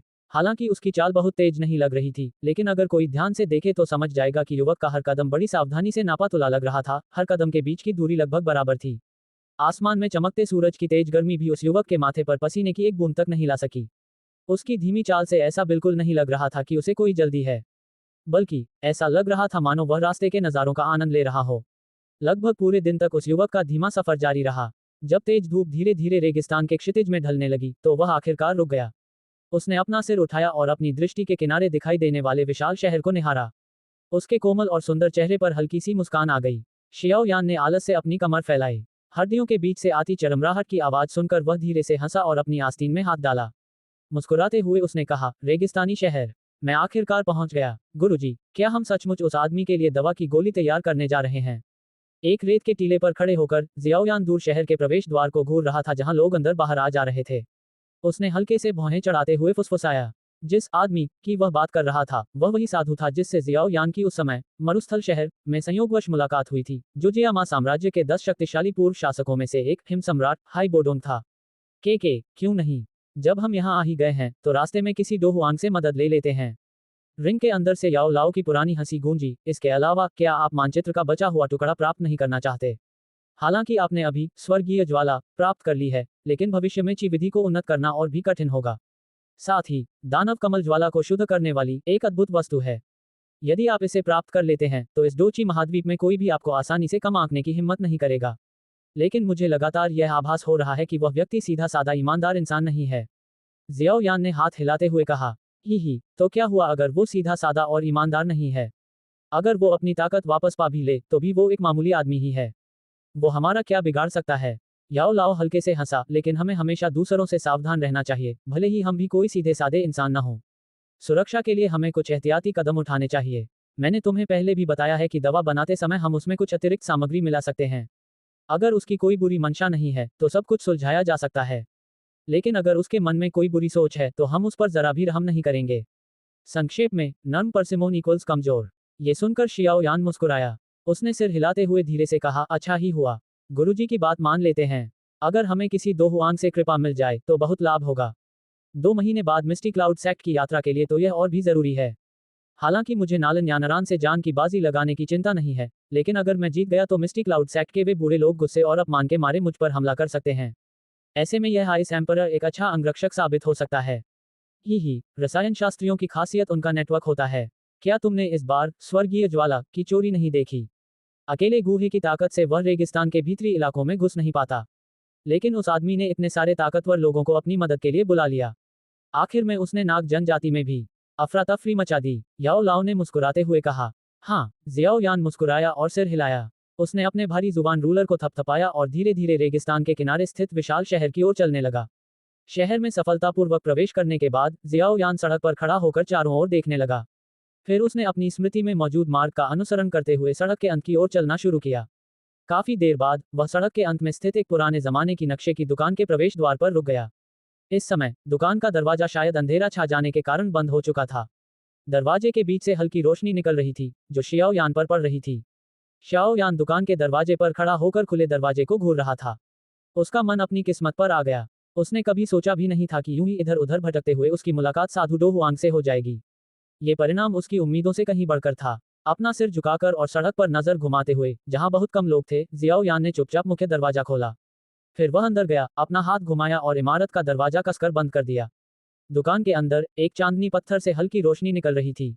वह गर्म और आंखों को चुभने वाली रोशनी नहीं थी और धीरे धीरे पूरे कमरे में फैलती गई, जिससे कमरा काफी रोशन हो गया। कमरे की सजावट पहले जैसी ही थी। पिछली लड़ाई में जो नुकसान हुआ था उसकी पूरी तरह मरम्मत कर दी गई थी। नक्शों से भरे चबूतरे के पीछे एक बूढ़ा आदमी सिर झुकाए अपने हाथ में एक नक्शा बड़ी बारीकी से बना रहा था। वह इतना मग्न था कि उसे चुपके से अंदर आए शाओ यान का पता ही नहीं चला। दुकान के अंदर 4 और लोग नक्शे चुन रहे थे। उनमें से 3 पुरुष और एक महिला थी। उनके कपड़े भी बेहद खूबसूरत थे। उनके पीछे कुछ हटे कट्टे तगड़े आदमी सम्मानपूर्वक खड़े थे। जब शियाओ यान अंदर आई तो उन चारों ने सिर झुकाकर एक नजर डाली, लेकिन शियाओ यान का चेहरा उदास देखकर उन्होंने अपना सिर वापस घुमा लिया और आलस से अपने सामने रखे नक्शे चुनने लगे। जब चारों लोग मुड़े तो शियाओ यान की निगाहें उनके चेहरों पर दौड़ पड़ीं। तीनों पुरुष दिखने में काफी अच्छे थे, लेकिन उनकी आंखों में एक हल्की सी अकड़ झलक रही थी, जिससे उनके बारे में लोगों की धारणा काफी हद तक बदल गई। दूसरी महिला ने लाल रंग की लंबी कसी हुई पोशाक पहनी हुई थी। वह बेहद खूबसूरत लग रही थी। लाल पोशाक में लिपटी उसकी आकृति बेहद आकर्षक और सुडौल दिख रही थी। उसके बगल में खड़े तीनों पुरुष कभी कभी लाल पोशाक वाली महिला की आकर्षक पीठ पर अपनी निगाहें घुमाते थे। उनकी आंखों में प्रशंसा और लालसा झलकती थी। हालांकि इस प्रशंसा के पीछे लाल पोशाक वाली महिला के प्रति एक छिपा हुआ डर भी प्रतीत होता था। शाओ यान ने उन लोगों के समूह को नजरअंदाज कर दिया जिनकी हरकतें थोड़ी अजीब लग रही थीं। उसकी नजर उस बूढ़े आदमी पर पड़ी और वह धीरे धीरे काउंटर की ओर चल पड़ा। उसने यूं ही एक नक्शे का स्क्रॉल उठाया और आलस से उसके पन्ने पलटने लगा। नक्शे के पन्ने पलटने की आवाज सुनकर बूढ़े आदमी की स्याही वाली कलम, जो बहते पानी की तरह चल रही थी, रुक गई। हालांकि पहली बार जब वह और शियाओ यान मिले थे तब की तरह उसने अपना सिर नहीं उठाया। उसने बस उदासीनता से कहा, माफ कीजिए, ये दुकान आज के लिए बंद हो चुकी है। अगर आपको नक्शा खरीदना हो तो कृपया कल फिर आइएगा। बूढ़े आदमी के हमेशा की तरह ठंडे और उदासीन शब्दों को सुनकर जियाओ यान ने अपना सिर हिलाए बिना नहीं रह सकी। ये बूढ़ा आदमी, जैसे ही शियाओ यान कुछ बोलने ही वाला था, दो हटे कट्टे आदमी फुर्ती से आगे बढ़े और शियाओ यान का रास्ता रोक दिया। उनके हाथों में कमर पर हथियार थे और वे भयंकर चेहरों से उसे घूर रहे थे। अरे! अचानक सामने का दृश्य देखकर शियाओ यान असमंजस में पड़ गया। क्या उसने बिना कुछ कहे किसी को नाराज कर दिया? तुरंत ही उसने उलझन में अपना सिर हिलाया। फिर शियाओ यान ने लाल पोशाक पहने उस महिला की ओर देखा जो रेगिस्तानी शहर में काफी ऊंचे पद पर लग रही थी। जब ग्रैंडमास्टर बिंग नक्शे बना रहे होते हैं तो उन्हें परेशान होना पसंद नहीं होता। इसलिए मैं आपसे अनुरोध करती हूँ कि आप अभी यहाँ से चले जाएं। लाल रंग की पोशाक पहने खूबसूरत महिला धीरे धीरे आगे बढ़ी और धीमी आवाज में बोली। हालांकि महिला की आवाज कोमल थी, फिर भी उसमें छिपी दबंग और अतार्किक प्रवृत्ति को समझना मुश्किल नहीं था। उद्धरण चिन्ह डॉट डॉट डॉट। कहीं ये लोग उसकी पहचान तो नहीं जानते। जब शियाओ यान ने देखा कि यह महिला हाइबो डोंग के प्रति इतनी सहानुभूति दिखा रही है तो वह तुरंत अचंभित हो गया और मन ही मन आश्चर्य से बोला। शाओ यान के आश्चर्य के मुकाबले उसके सामने खड़ी लाल पोशाक वाली महिला मन ही मन थोड़ी निराश थी। उसके पिता हमेशा उसे बताते थे कि इस नक्शे की दुकान में बैठा बूढ़ा आदमी बहुत ताकतवर और शक्तिशाली है। इसलिए जब भी उसे थोड़ा खाली समय मिलता वे अपनी लाडली बेटी को यहाँ आकर बूढ़े आदमी से मिलने और उसका हालचाल पूछने के लिए भेजते और उसकी हर संभव देखभाल करने के लिए कहते। लेकिन बूढ़े आदमी ने उसकी देखभाल की सराहना नहीं की। हर बार जब वह आती तो उसकी तमाम कोशिशों के बावजूद उसे उपेक्षा ही मिलती। अभिमानी स्वभाव वाली महिला को बूढ़े आदमी के इस व्यवहार को स्वीकार करने में कठिनाई हो रही थी। हालांकि उसे हमेशा उपेक्षा का सामना करना पड़ा था। लाल पोशाक वाली महिला को अपने पिता पर बहुत भरोसा था। इसके अलावा एक बार उसने उस बूढ़े व्यक्ति की रहस्यमयी शक्ति को महसूस किया जिसे वह आसानी से प्रकट नहीं करता था। उस शक्ति के प्रभाव में उसे एहसास हुआ कि उसे कांपने का पूरा अधिकार है।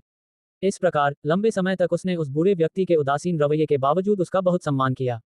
उसके विनम्र और शांत स्वभाव के कारण उसके कुछ साथी अक्सर अविश्वास में पड़ जाते थे। क्या यह आज्ञाकारी लड़की वही बिगड़ी हुई राक्षसी लड़की थी जिसने कभी रेगिस्तानी शहर में भारी तबाही मचाई थी? आज वह हमेशा की तरह बूढ़े आदमी की मदद करने दुकान पर आई थी। स्वाभाविक रूप से बूढ़े आदमी का रवैया उसके प्रति हमेशा की तरह उदासीन था।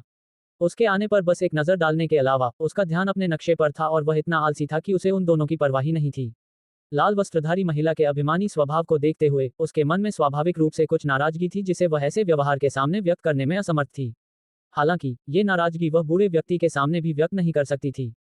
इसलिए संयोगवश उसी समय वहां आ पहुंचे शियाओ यान उसके गुस्से का निशाना बन गए। शियाओ यान ने महिला की शिकायत को अनसुना कर दिया और बस लापरवाही से उसकी ओर देखा। उसने अपने हाथ में मौजूद नक्शे को काउंटर पर फेंक दिया, एक तरफ झुककर उन दो बड़े आदमियों की घेराबंदी तोड़ते हुए एक तरफ हट गया। ये देखकर कि शियाओ यान ने न केवल उसकी बात नहीं मानी और वहां से नहीं गई, बल्कि और भी आक्रामक होकर उसके करीब आ गई, लाल पोशाक वाली महिला की भौहें तन गईं। उसकी आंखों में एक खतरनाक चमक दिखाई दी और उसने अपनी बर्फीली सफेद ठुड्डी को थोड़ा ऊपर उठाया। आसपास खड़े कुछ हटे कट्टे आदमियों के चेहरों पर भयंकर भाव थे और वे शियाओ यान को घेरने लगे। लाल पोशाक वाली महिला ने अपने हाथ छाती पर जोड़ लिए और शियाओ यान को व्यंग्य भरी निगाहों से घूरने लगी।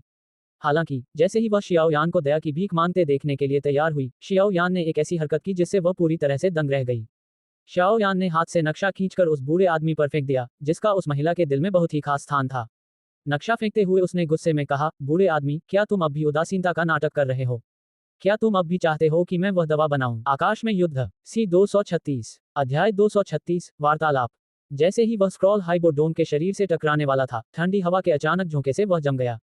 तुरंत ही वह बूढ़े आदमी के बगल में कमजोर होकर गिर पड़ा।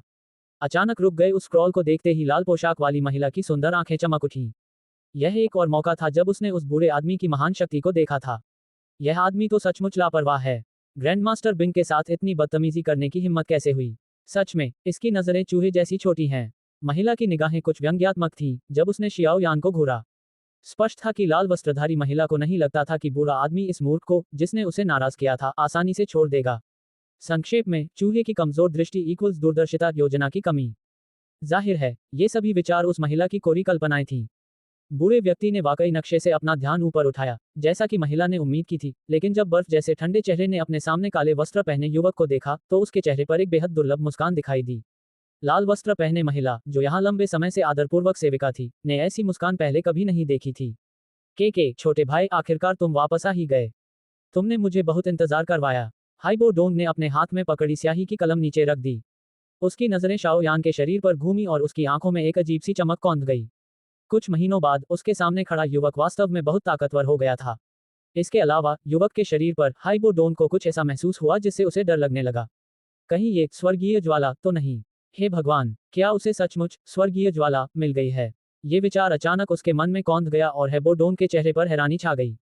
उसने शियाओ यान को जिस निगाहों से देखा, उसमें एक ऐसा भाव था जिसे शब्दों में बयान करना मुश्किल था। मेरे पास कोई चारा नहीं था। बूढ़े साहब के पास कुछ ऐसा है जिसकी मुझे अभी भी जरूरत है, वो अभी भी आपके पास है। स्वाभाविक रूप से मुझे जल्दी वापस लौटना पड़ा, और अगर इस यात्रा के दौरान बूढ़े साहब के नक्शे से मुझे मदद नहीं मिलती, तो रेगिस्तान में 1 साल भटकने के बाद भी मुझे अपना लक्ष्य हासिल करने में मुश्किल हो सकती थी। जियाओ यान हंसी। के बात बस इतनी है कि हमें जो चाहिए वो हम ले लेते हैं। हाइबो डोंग की नाक हल्की सी फड़क उठी और वह मुस्कुराया और हाथ हिलाया। उसके चेहरे के भाव थोड़े बदल गए और उसने शियाओ यान को कुछ हैरानी से देखा। चौंक कर उसने कहा, तुमने रानी मेडुसा से संपर्क किया? दुकान के अंदर लाल पोशाक वाली महिला का चेहरा उस समय अचंभित हो गया जब उसने देखा कि हाइबो डोंग ने शियाओ यान पर हमला तो नहीं किया, बल्कि उससे खुशी खुशी बातचीत करने लगा। कुछ ही देर में उसकी भौहें थोड़ी सिकुड़ गईं। उसकी नजरें चुपके से काले कपड़े पहने उस युवक पर पड़ी जो उससे थोड़ा छोटा लग रहा था। उसके मन में थोड़ी जलन हुई। वह लंबे समय से हाइबो डोंग की मदद कर रही थी, लेकिन उसने कभी उसके साथ इतना प्यार से व्यवहार नहीं किया था। ये आदमी, लाल पोशाक वाली महिला ने मन ही मन गुस्से से सोचा। जब वह शियाओ यान के बारे में छानबीन करने के लिए किसी को भेजने की योजना बना रही थी, तभी हाइबो डोंग के मुंह से अचानक निकले शब्दों ने उसे बिजली का झटका लगने जैसा एकदम सन कर दिया। बेशक ये सिर्फ वही नहीं थी। दुकान में मौजूद तीनों युवक और कुछ तगड़े तगड़े आदमी भी अचानक जम गए जब हाइबो डोंग ने रानी मेडुसा का नाम लिया। रेगिस्तान के आसपास रानी मेडुसा का भयंकर नाम ही किसी भी इंसान को डराने के लिए काफी था। उस समय के भीषण युद्ध में इस रानी मेडुसा ने अकेले ही कई शहरों को खून खराबे में बदल दिया था। उसका भयंकर नाम इतना भयानक था कि एक बच्चा भी रोना बंद कर दे। ये आदमी क्या सच में ये रानी मेडुसा के संपर्क में आया था? और ये मरा नहीं? दुकान के अंदर कई निगाहें हैरानी और अविश्वास से उस युवक को घूर रही थीं, जिसके हाथ में एक बड़ा काला रूलर था। उनके होश उड़ गए थे। रेगिस्तान के आसपास बसे शहरों में शायद कुछ लोग रानी मेडुसा के संपर्क में आने के बाद बच गए हों, लेकिन वे सभी ताकतवर और जाने माने लोग थे। लेकिन ये सामने खड़ा युवक, जिसकी उम्र 20 साल भी नहीं थी, ये कैसे मुमकिन हो सकता है? उससे बस थोड़ा सा संपर्क हो जाना मेरी बदकिस्मती थी। लेकिन सौभाग्य से मेरी जान बच गई, वरना बूढ़े साहब मुझे देख भी नहीं पाते। शियाओ यान ने कंधे उचकाते हुए मजाक किया। वाह, कमाल है, उस औरत के चंगुल से जान बचाकर भागना और जरा भी चोट न लगना। सच में, युवा पीढ़ी में ही असली हीरो नजर आते हैं। मुझे लगता है कि छोटा भाई जियामा साम्राज्य की युवा पीढ़ी में सबसे बेहतरीन है। ये सुनकर हाइबो डोंग ने तुरंत अपने होंठ सिकोड़ लिए और बड़े आश्चर्य से कहा। शाओ यान ने हल्की सी मुस्कान दी। सर्वोच्च व्यक्ति के बारे में वह न तो सहमत था और न ही असहमत। ओह ओह हाँ छोटे भाई, मुझे आश्चर्य है उस चीज के बारे में जो मैंने तुम्हें सौंपी थी। अपने सूखे हाथों को आपस में रगड़ते हुए हाइबो डोंग ने अचानक मुस्कुराते हुए पूछा। जी हाँ, यही वो रेत का धतूरा है जिसकी आपको जरूरत है।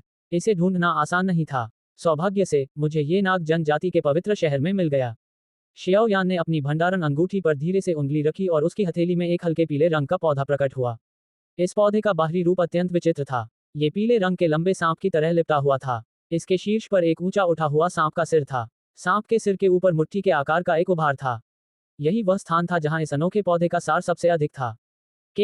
मैंने छोटे भाई को सच में बहुत परेशान कर दिया है। हाइबो डोंग ने आश्चर्य से सब्जी ली और मुस्कुराते हुए धन्यवाद देने के लिए अपना मुंह खोला। बात बस इतनी सी है कि हमारे पास वो सब कुछ है जिसकी दूसरे को जरूरत है। शियाओ यान ने हाथ हिलाते हुए और हाइबो डोंग के बोलने के तरीके से सीखते हुए मुस्कुराते हुए जवाब दिया। दुकान के अंदर लाल पोशाक वाली महिला का लाड़ प्यार से बिगड़ा हुआ सुंदर चेहरा धीरे धीरे पीछे हटने लगा, जब उसने शियाओ यान और हाइबो डोंग को बगल में ऐसे बातें करते देखा जैसे आसपास कोई हो ही ना। हालांकि वह लाड़ प्यार से पली बड़ी थी, पर वह मूर्ख नहीं थी। शियाओ यान के प्रति उस रहस्यमय बूढ़े व्यक्ति के रवैये और उनकी बातचीत को देखकर वह अपने मन में अच्छी तरह जान गई थी कि उससे भी छोटा दिखने वाला ये युवक निश्चित रूप से अपनी उम्र से कहीं अधिक भयानक शक्ति रखता है। हे भगवान, यह असामान्य प्राणी कहाँ से आ गया? जियामा साम्राज्य में इतने युवा और बलवान व्यक्ति के प्रकट होने के बारे में मैंने पहले कभी क्यों नहीं सुना? लाल पोशाक वाली महिला मन ही मन सोच रही थी और उसके चेहरे पर एक कड़वी मुस्कान आ गई। ग्रैंड मास्टर बिंग, लाल पोशाक वाली महिला, जो एक तरफ अकेली रह गई थी, बोलने से पहले एक पल के लिए हिचकिचाई और फिर धीरे से बोली। बातचीत में बाधा पड़ने पर हाइबो डोंग ने अपनी भौहें थोड़ी सी सिकोड़ी। उसने लाल पोशाक वाली महिला की ओर देखा और भावहीन स्वर में कहा, आप वापस जा सकती हैं। भविष्य में आपको वापस आने की कोई आवश्यकता नहीं है। अपने पिता से कह देना कि उनकी चाल थोड़ी घटिया है। हाइबो डोंग के कठोर शब्दों को सुनकर लाल पोशाक वाली महिला थोड़ी स्तब्ध रह गई। उसकी आंखें अचानक लाल हो गईं और उसने अपने होंठ भींच लिए। उसका मूल इरादा हाइबो डोंग से शिक्षा प्राप्त करना था, लेकिन हाइबो डोंग के इन शब्दों ने उसकी आशा को चकनाचूर कर दिया। तुरंत ही उसके हृदय में गहरा दुख छा गया। धुंध के झोंकों से उसकी लंबी पलकें भीग गईं। अब उसमें वह अहंकार बिल्कुल नहीं था जो उसने कुछ क्षण पहले शाओ यान के साथ दिखाया था। पब फ्यूचर विज्ञापन। हाइबो डोंग का उदासीन रवैया देखकर शियाओ यान ने अपना सिर हिलाए बिना नहीं रह सकी। इस बूढ़े आदमी का दिल वाकई बहुत कठोर था। हालांकि कुछ देर पहले इस महिला के घमंडी रवैये के कारण शियाओ यान की उसके प्रति बुरी धारणा बन गई थी, लेकिन आखिर वह हाइबो डोंग के लिए ही काम कर रही थी। बात सिर्फ इतनी थी कि हाइबो डोंग को अपनी ओर आकर्षित करने की तमाम कोशिशों के बावजूद इस जिद्दी और उदासीन बूढ़े आदमी के मन में उसके लिए कोई भावना नहीं थी। लगता है इस बूढ़े आदमी की भावनाएं कुछ कमजोर हैं। भविष्य में उसके साथ काम करते समय थोड़ा सावधान रहना होगा। महाराज, आपके रुतबे को देखते हुए किसी महिला के साथ ऐसा बर्ताव करना आपकी प्रतिष्ठा को थोड़ा कमतर कर देगा। किसी महिला को इतने सुंदर ढंग से रोते हुए देखने की आदत न होने के कारण जियाओ यान ने अपना सिर हल्के से हिलाया। काउंटर पर रखे नक्शे के एक टुकड़े से खेलते हुए उसने मुस्कुराते हुए मजाकिया अंदाज में यह बात कही। ये सुनकर हाइबो डोंग का ध्यान क्षण भर के लिए भटक गया। उसने शियाओ यान के मुस्कुराते चेहरे को देखा और थोड़ी देर बाद वह भी मुस्कुराया और सिर हिलाया। उसकी उंगली पर पीले रंग की एक संग्रहण अंगूठी थी और पलक झपकते ही एक स्क्रॉल प्रकट हो गया। उसने स्क्रॉल पर उंगली से टैप किया और उसे लाल पोशाक वाली महिला की ओर फेंक दिया। उसने कुछ असहाय भाव से कहा, यह एक लो जुबान दो तकनीक है। आपने इतने लंबे समय तक मेरी मदद की है, इसलिए मैं इसे आपको दे रहा हूँ। मुझे पता है कि आप मुझे अपना शिष्य बनाना चाहती हैं, लेकिन मेरी ऐसी कोई मंशा नहीं है। इसलिए इसे मेरी ओर से आपके प्रति आभार के रूप में स्वीकार करें। लाल पोशाक वाली महिला जब वह पत्र प्राप्त कर रही थी तो वह असमंजस में पड़ गई। कुछ क्षण बाद उसने कृतज्ञतापूर्वक शियाओ यान को प्रणाम किया और उदास चेहरे के साथ धीरे से दुकान से चली गई। लाल पोशाक वाली महिला के जाने के बाद दुकान में मौजूद बाकी लोग भी उसके पीछे पीछे चले गए। पल भर में दुकान फिर से खाली हो गई। के स्वभाव से तो मैं स्वतंत्र रहना पसंद करता हूँ और छात्रों को पढ़ाना मुझे बिल्कुल अच्छा नहीं लगता। अगर वो मेरे पीछे पीछे आती तो उसका भविष्य कुछ खास नहीं होता। हाइबो डोंग ने शियाओ यान के कंधों पर थपथपाते हुए समझाया। शाओ यान मुस्कुराए और हाइबो डोंग की ओर हाथ बढ़ाते हुए मुस्कुराते हुए बोली, महाराज, मैं वह चीज आपके लिए वापस ले आई हूँ। क्या आप मुझे नक्शे का वह टुकड़ा नहीं दे देंगे? ओह, ये सुनकर हाइबो डोंग बेजान हंसी हंसा। उसने अपनी हथेलियों को आपस में रगड़ा और अजीब तरह से हंसा। छोटे भाई, उस समय हमने समझौता किया था। जब तक तुम मुझे मुहर खोलने वाली दवा बनाने में मदद करोगे, मैं तुम्हें नक्शे का आखिरी टुकड़ा सौंप दूंगा। इसके अलावा मैं भविष्य में तुम्हारा एक एहसान चुकाऊंगा। ठीक है। शाओ यान की निगाहें कुछ पल के लिए हाइबो डोंग पर टिकी रहीं, फिर वह थोड़ा असहज हो गया और बेपरवाही से सिर हिलाया। उसने अपना हाथ पीछे खींच लिया और हल्की सी मुस्कान के साथ बोला, मुझे उम्मीद है कि दवा मिलने के बाद बूढ़े साहब कोई और बहाना नहीं बनाएंगे। वैसे तो मेरा स्वभाव थोड़ा सख्त है, लेकिन बंदर की तरह बेवकूफ बनना मुझे बर्दाश्त नहीं होगा। छोटे भाई, तुम क्या कह रहे हो? क्या ताकतवर लोगों के बीच कोई झूठा वादा होता है? हाइबो डोंग ने सिर हिलाते हुए अजीब सी मुस्कान दी। उसने अपनी छाती थपथपाई और यकीन से कहा, जब तक छोटा भाई मेरे लिए जरूरी दवा बना सकता है, मैं अपना वादा नहीं तोड़ूंगा। हाँ हाँ, ये तो कमाल है। शियाओ यान मुस्कुराया और सिर हिलाया। फिर उसने अपनी ठुड्डी खुजाई और हाइबो डोंग की ओर देखते हुए मुस्कुराते हुए पूछा, जब बात ऐसी है तो क्या हम काम शुरू करें? अभी। हाइबो डोंग असमंजस में पड़ गया। फिर उसने जल्दी से सिर हिलाया। जी हाँ, जी हाँ। इतना कहते ही उसने काउंटर का दरवाजा खोला और शियाओ यान को इमारत के पिछले हिस्से में ले गया। कमरे में प्रवेश करने के बाद जियाओ यान बेतरतीब ढंग से एक कुर्सी पर बैठ गया। उसकी नजरें हाइबो डोंग पर पड़ी और उसके होंठों के कोने पर हल्की सी मुस्कान आ गई। उसने धीरे से कहा, औषधीय सूत्र, औषधीय सामग्री। कभी कभी मुझे एहसास होता है कि आप जैसे रसायन शास्त्री सचमुच लोगों को ईर्ष्या करने पर मजबूर कर देते हैं। इस मुहर को तोड़ने का औषधीय नुस्खा मैंने बड़ी मुश्किलों से हासिल किया है। अब जब आप इसे देखने वाले हैं तो इसका नाम ही बदल जाएगा। हाइबो डोंग ने बेबसी से अपने भंडारक छल्ले से कई औषधीय सामग्रियां निकाली। फिर उसने बकरी की खाल से बना एक प्राचीन चर्मपत्र उठाया। उसके चेहरे पर दिख रहा दर्द बनावटी नहीं था। इस औषधीय नुस्खे को पाने के लिए उसने बहुत मेहनत की थी। उपनाम बदल जाएगा, यानी स्वामित्व में परिवर्तन होगा। चेहरे पर हल्की मुस्कान लिए शियाओ यान मन ही मन खुश हो गया। याओ लाओ ने उसे पहले बताया था कि कुछ औषधीय सूत्र जो मुहरों को तोड़ सकते हैं, उनका मूल्य आंकना मुश्किल है। हालांकि मानचित्र का टुकड़ा ही उसकी सबसे बड़ी चाहत थी, लेकिन साथ ही साथ छठे स्तर की औषधीय गोली का सूत्र मिल जाना तो और भी बढ़िया बात थी। हाइबो डोंग ने बड़ी अनिच्छा से जो पुराना सा दिखने वाला औषधीय नुस्खा उसे दिया था, उसे पाकर जियाओ यान मुस्कुरा उठा। उसकी नजर उस पर पड़ी और उसके चेहरे की मुस्कान तुरंत और भी खिल उठी। आकाश में युद्ध। सी 237। अध्याय 237। स्वर्गीय कड़ाही की रैंकिंग। विपरीत परिस्थितियों को तोड़ने की गोली। ये 3 हल्के काले रंग के शब्द उस विचित्र चमड़े के चर्मपत्र पर लिखे हुए थे जिससे बुढ़ापे की हल्की सी गंध आ रही थी। शाओ यान की निगाहें धीरे धीरे चमड़े के चर्मपत्र पर घूमी, उनकी आंखों में मुस्कान थी। जब उनकी नजरें उस चर्मपत्र पर दर्ज औषधीय गोली के प्रभाव पर पड़ी, तो उनके चेहरे की मुस्कान और भी गहरी हो गई। ये गोली छठे स्तर की है। इसमें अधिकांश अवरोधों को तोड़ने की अनूठी क्षमता है। इसके इस्तेमाल के बाद ये शरीर में उस विशेष अवरोध के प्रति प्रतिरोधक क्षमता भी विकसित कर सकती है। भविष्य में यदि कोई व्यक्ति फिर से ऐसे अवरोध का सामना करता है, तो उसे अवरोध को निष्क्रिय करने का कुछ अवसर प्राप्त होगा। वाह, ये तो वाकई कमाल की चीज है। शियाओ यान की नजरें उस अनोखे चमड़े के चर्मपत्र पर ऊपर नीचे घूमी और उसने अपनी जीभ चटकाने से खुद को नहीं रोका। उसे उम्मीद नहीं थी कि यह चीज न सिर्फ किसी मुहर को तोड़ सकती है, बल्कि मुहर से प्रभावित मानव शरीर की प्रतिरोधक क्षमता को भविष्य में बढ़ा सकती है। सिर्फ इसी एक बात से यह छठी श्रेणी की औषधीय गोली होने की अपनी प्रतिष्ठा को सार्थक साबित करती है। ये स्वाभाविक रूप से काफी अच्छा है। उस समय इस औषधीय फॉर्मूले को प्राप्त करने के लिए मैंने वह कीमत चुकाई थी जिसे याद करके आज भी मेरा दिल दुखता है। हाइबो डोंग ने कड़वी मुस्कान के साथ शियाओ यान को उत्सुकता से देखा। हाँ, कीमत चाहे जो भी हो, तुम्हारी डो हुआंग शक्ति को पुनः प्राप्त करने के मुकाबले ये कुछ भी नहीं है। जियाओ यान ने दिलासा देते हुए कहा। तुरंत ही उसने बिना किसी औपचारिकता के इस अनोखे औषधीय फॉर्मूले को हाइबो डोंग के सामने ही अपनी भंडारण अंगूठी में रख दिया। रसायन शास्त्रियों की दुनिया में एक अनौपचारिक नियम था। जो भी व्यक्ति विशेष सूत्रों से औषधीय गोलियां बनाने में किसी रसायन शास्त्री की सहायता चाहता था, उसे न केवल औषधीय सूत्र स्वयं तैयार करना होता था, बल्कि औषधीय सामग्री भी तैयार करनी होती थी। इसके अलावा इन औषधीय सूत्रों को रसायन शास्त्री अपनी इच्छानुसार संभाल सकता था, जिसमें सूत्र पर रसायन शास्त्री का अधिकार भी शामिल था। रसायन शास्त्रियों द्वारा इस प्रकार की कार्रवाइयां करना आम बात थी। रसायन शास्त्र की दुनिया में औषधीय फॉर्मूले बनाना कोई आसान काम नहीं था। यह उतना सरल नहीं था जितना कोई कल्पना कर सकता है, बस कलम उठाकर नुस्खा लिख लेना। औषधीय फॉर्मूला बनाने की प्रक्रिया के दौरान रसायन शास्त्री को अपनी आध्यात्मिक शक्ति को स्याही के रूप में उपयोग करना होता था और फिर उसी आध्यात्मिक शक्ति से कलम चलाकर एक योग्य औषधीय फॉर्मूला तैयार करना होता था। किसी औषधि का प्रयोग करते समय रसायनज्ञ को अपनी आध्यात्मिक शक्ति का उपयोग करके उस औषधि में प्रवेश करना पड़ता था ताकि उसमें छिपी आवश्यक शोधन जानकारी प्राप्त कर सके। उदाहरण के लिए आवश्यक औषधीय अवयवों की मात्रा, लौ का तापमान आदि। ये वे बातें थीं जिन पर रसायनज्ञ को औषधि बनाते समय अत्यंत ध्यान देना पड़ता था। रसायनज्ञ की शोधन क्षमता चाहे कितनी भी उत्कृष्ट क्यों न हो, यदि उसके पास ये सारी जानकारी न हो, तो औषधि में दर्ज औषधि को सफलतापूर्वक बनाने से पहले उसे कई परीक्षण करने पड़ेंगे। हालांकि प्रयोग के दौरान वह संभवतः कई दुर्लभ औषधीय अवयवों को नष्ट कर देगा, जो एक बहुत बड़ा नुकसान होगा। इस प्रकार हाइबोडोन काफी समय पहले प्राप्त किए गए औषधीय फॉर्मूले को दोबारा बनाने में असमर्थ रहा। जब उसने शियाओ यान की हरकत देखी तो उसके होंठों के कोने अनजाने में फड़क उठे। काफी देर बाद वह केवल हताशा से सिर हिला सका और शियाओ यान को वह चीज मुफ्त में लेने दी जो उसने बड़ी मुश्किल से हासिल की थी। मुस्कुराते हुए विपदा का निवारण करने वाली गोली का फॉर्मूला रखने के बाद जियाओ यान ने मेज पर रखे औषधीय सामग्रियों के बड़े ढेर पर अपनी नजर डाली।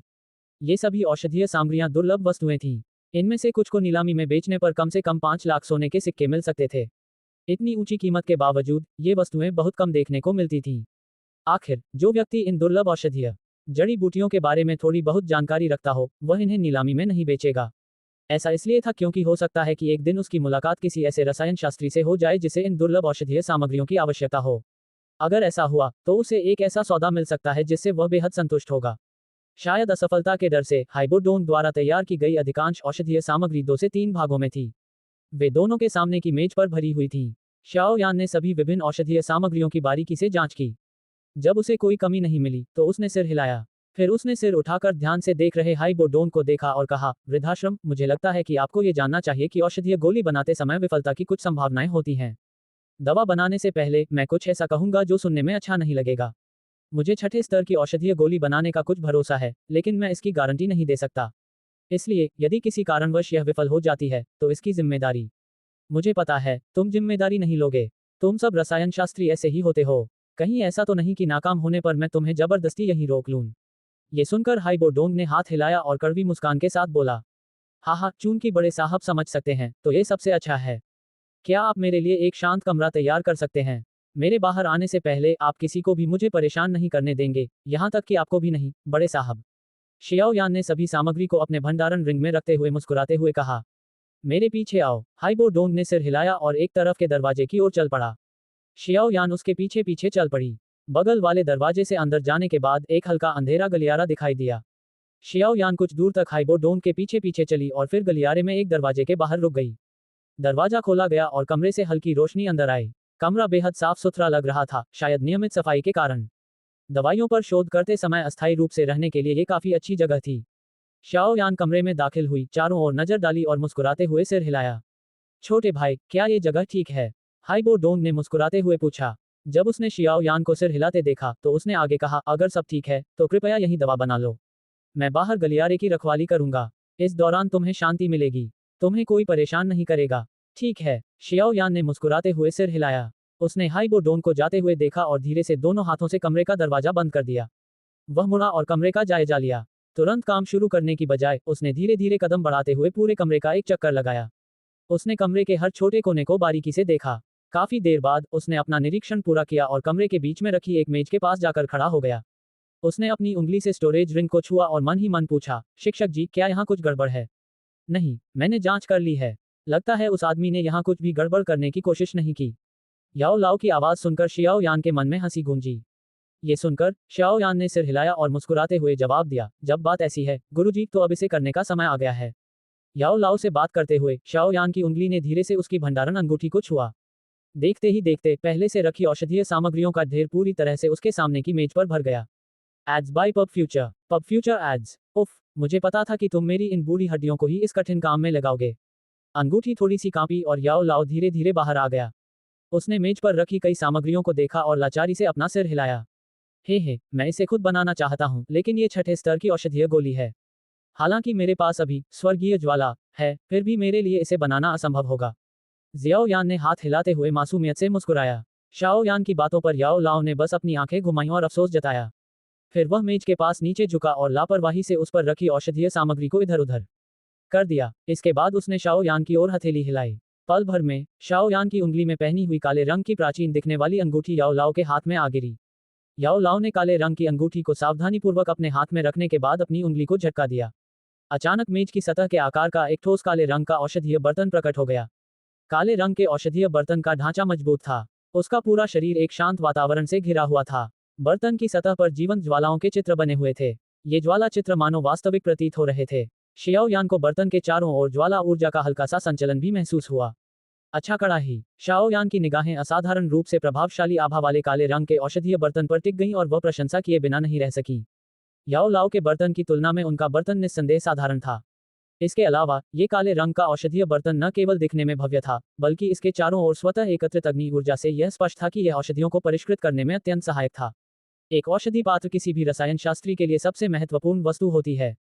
एक अच्छी औषधि पात्र से किसी भी औषधि को सफलतापूर्वक बनाने की संभावना काफी बढ़ जाती है। मेरी इस औषधि पात्र का नाम बहुत ही प्रभावशाली है। दूसरे इसे काला दानव कहते हैं। अरे हाँ, उस समय मैंने इसे पाने के लिए बहुत बड़ी कीमत चुकाई थी। हवा में लटकी काली रंग की उस औषधि पात्र को देखते हुए याओ लाओ ने थोड़ी भावुक मुस्कान के साथ आह भरी। काला दानव, ये नाम वाकई दबंग लगता है। जियाओ यान ने जीभ चटकाते हुए प्रशंसा की और सिर हिलाया। रसायन शास्त्र की दुनिया से उसका ज्यादा वास्ता नहीं था, इसलिए स्वाभाविक रूप से वह नहीं जानता था कि इस नाम में रसायन शास्त्रियों के लिए किस तरह का जुनून भरा आकर्षण है। स्वर्गीय ज्वाला रैंकिंग की तरह ही रसायन शास्त्र की दुनिया में एक समान स्वर्गीय कड़ाही रैंकिंग भी थी। जैसा कि नाम से पता चलता है, कड़ाही रैंकिंग में सबसे उत्तम और उत्कृष्ट औषधीय कड़ाहियों का रिकॉर्ड रखा जाता था। कड़ाही रैंकिंग में कुल 13 कड़ाही थीं। इनमें से प्रत्येक औषधीय कड़ाही में एक ऐसा जादू था जिसके कारण अनगिनत रसायन शास्त्री लालच से उन्हें पाने की कोशिश करते थे। कड़ाही रैंकिंग में 8वें स्थान पर मौजूद कड़ाही को काला दानव कहा जाता था। शाओ यान के थोड़े हैरान चेहरे को देखकर याओ लाओ ने बस मुस्कुरा दिया। हालांकि उन्होंने अपने सामने रखे काले कड़ाहे के रहस्य को बताने के लिए कुछ नहीं कहा। उनकी हथेली थोड़ी कांपी और एक तेज सफेद लौ ने उनकी हथेली को घेर लिया। याओ लाओ ने धीरे से अपनी हथेली को काले कड़ाहे पर बने हीरे के आकार के आग के छिद्र पर रखा। उन्होंने अपनी उंगली को हल्के से झटका दिया और तेज सफेद लौ ने कड़ाहे के अंदरूनी हिस्से को घेर लिया। हे, लगता है गुरुजी ने इस औषधि निर्माण को बहुत महत्व दिया है, वरना वे अपना औषधि पात्र बाहर नहीं निकालते। काले पात्र में उठती हुई लौ को देखते हुए शाओ यान ने मुस्कुराते हुए कहा। याओ लाओ ने पहले जब औषधियां बनाई थीं, तो वे सीधे अपनी हथेली पर ही बनाते थे। छठे स्तर की औषधि बनाने में विफलता की संभावना काफी अधिक है। इसके अलावा मैं अभी केवल आध्यात्मिक अवस्था में हूं और मेरी शक्ति पहले से कमजोर है। इस प्रकार की औषधि बनाने के लिए मुझे स्वाभाविक रूप से औषधि पात्र की सहायता की आवश्यकता है, याओ लाओ ने बेपरवाही से कहा। उन्होंने तेजी से मेज के ऊपर अपना हाथ घुमाया और कई औषधियां उठा लीं। फिर उन्होंने उन सभी को एक साथ औषधि पात्र में डाल दिया। याओ लाओ का चेहरा भावहीन था जब उसने अपना हाथ औषधि पात्र से हटाया। उसकी सूखी हथेली अचानक और तेजी से ऐसे हिली मानो वह फूलों में से पत्तियां तोड़ रहा हो। उसकी उंगली के हिलने के साथ ही काले पात्र के भीतर की गर्म घनी सफेद लपटें अत्यंत आज्ञाकारी रूप से 10 से अधिक छोटी लपटों में बदल गईं और उसमें डाली गई औषधियों को घेर लिया। याओ लाओ की बेहद सहजता से की गई हरकतों को देखकर शियाओ यान का चेहरा ईर्ष्या से भर गया। आखिर वह कब उस स्तर तक पहुंच पाएगा जहां वह इतनी मुश्किल चीजों को आसानी से कर सके। शाओ यान ने एक गहरी आह भरी और चुपचाप बगल की कुर्सी पर बैठ गया। उसने याओ लाओ के अभ्यास को ध्यान से देखा। जब कोई याओ लाओ के स्तर तक पहुंच जाता है, तो उसका हर छोटा कदम या हरकत शाओ यान को अचानक ज्ञानोदय का अनुभव करा सकती है।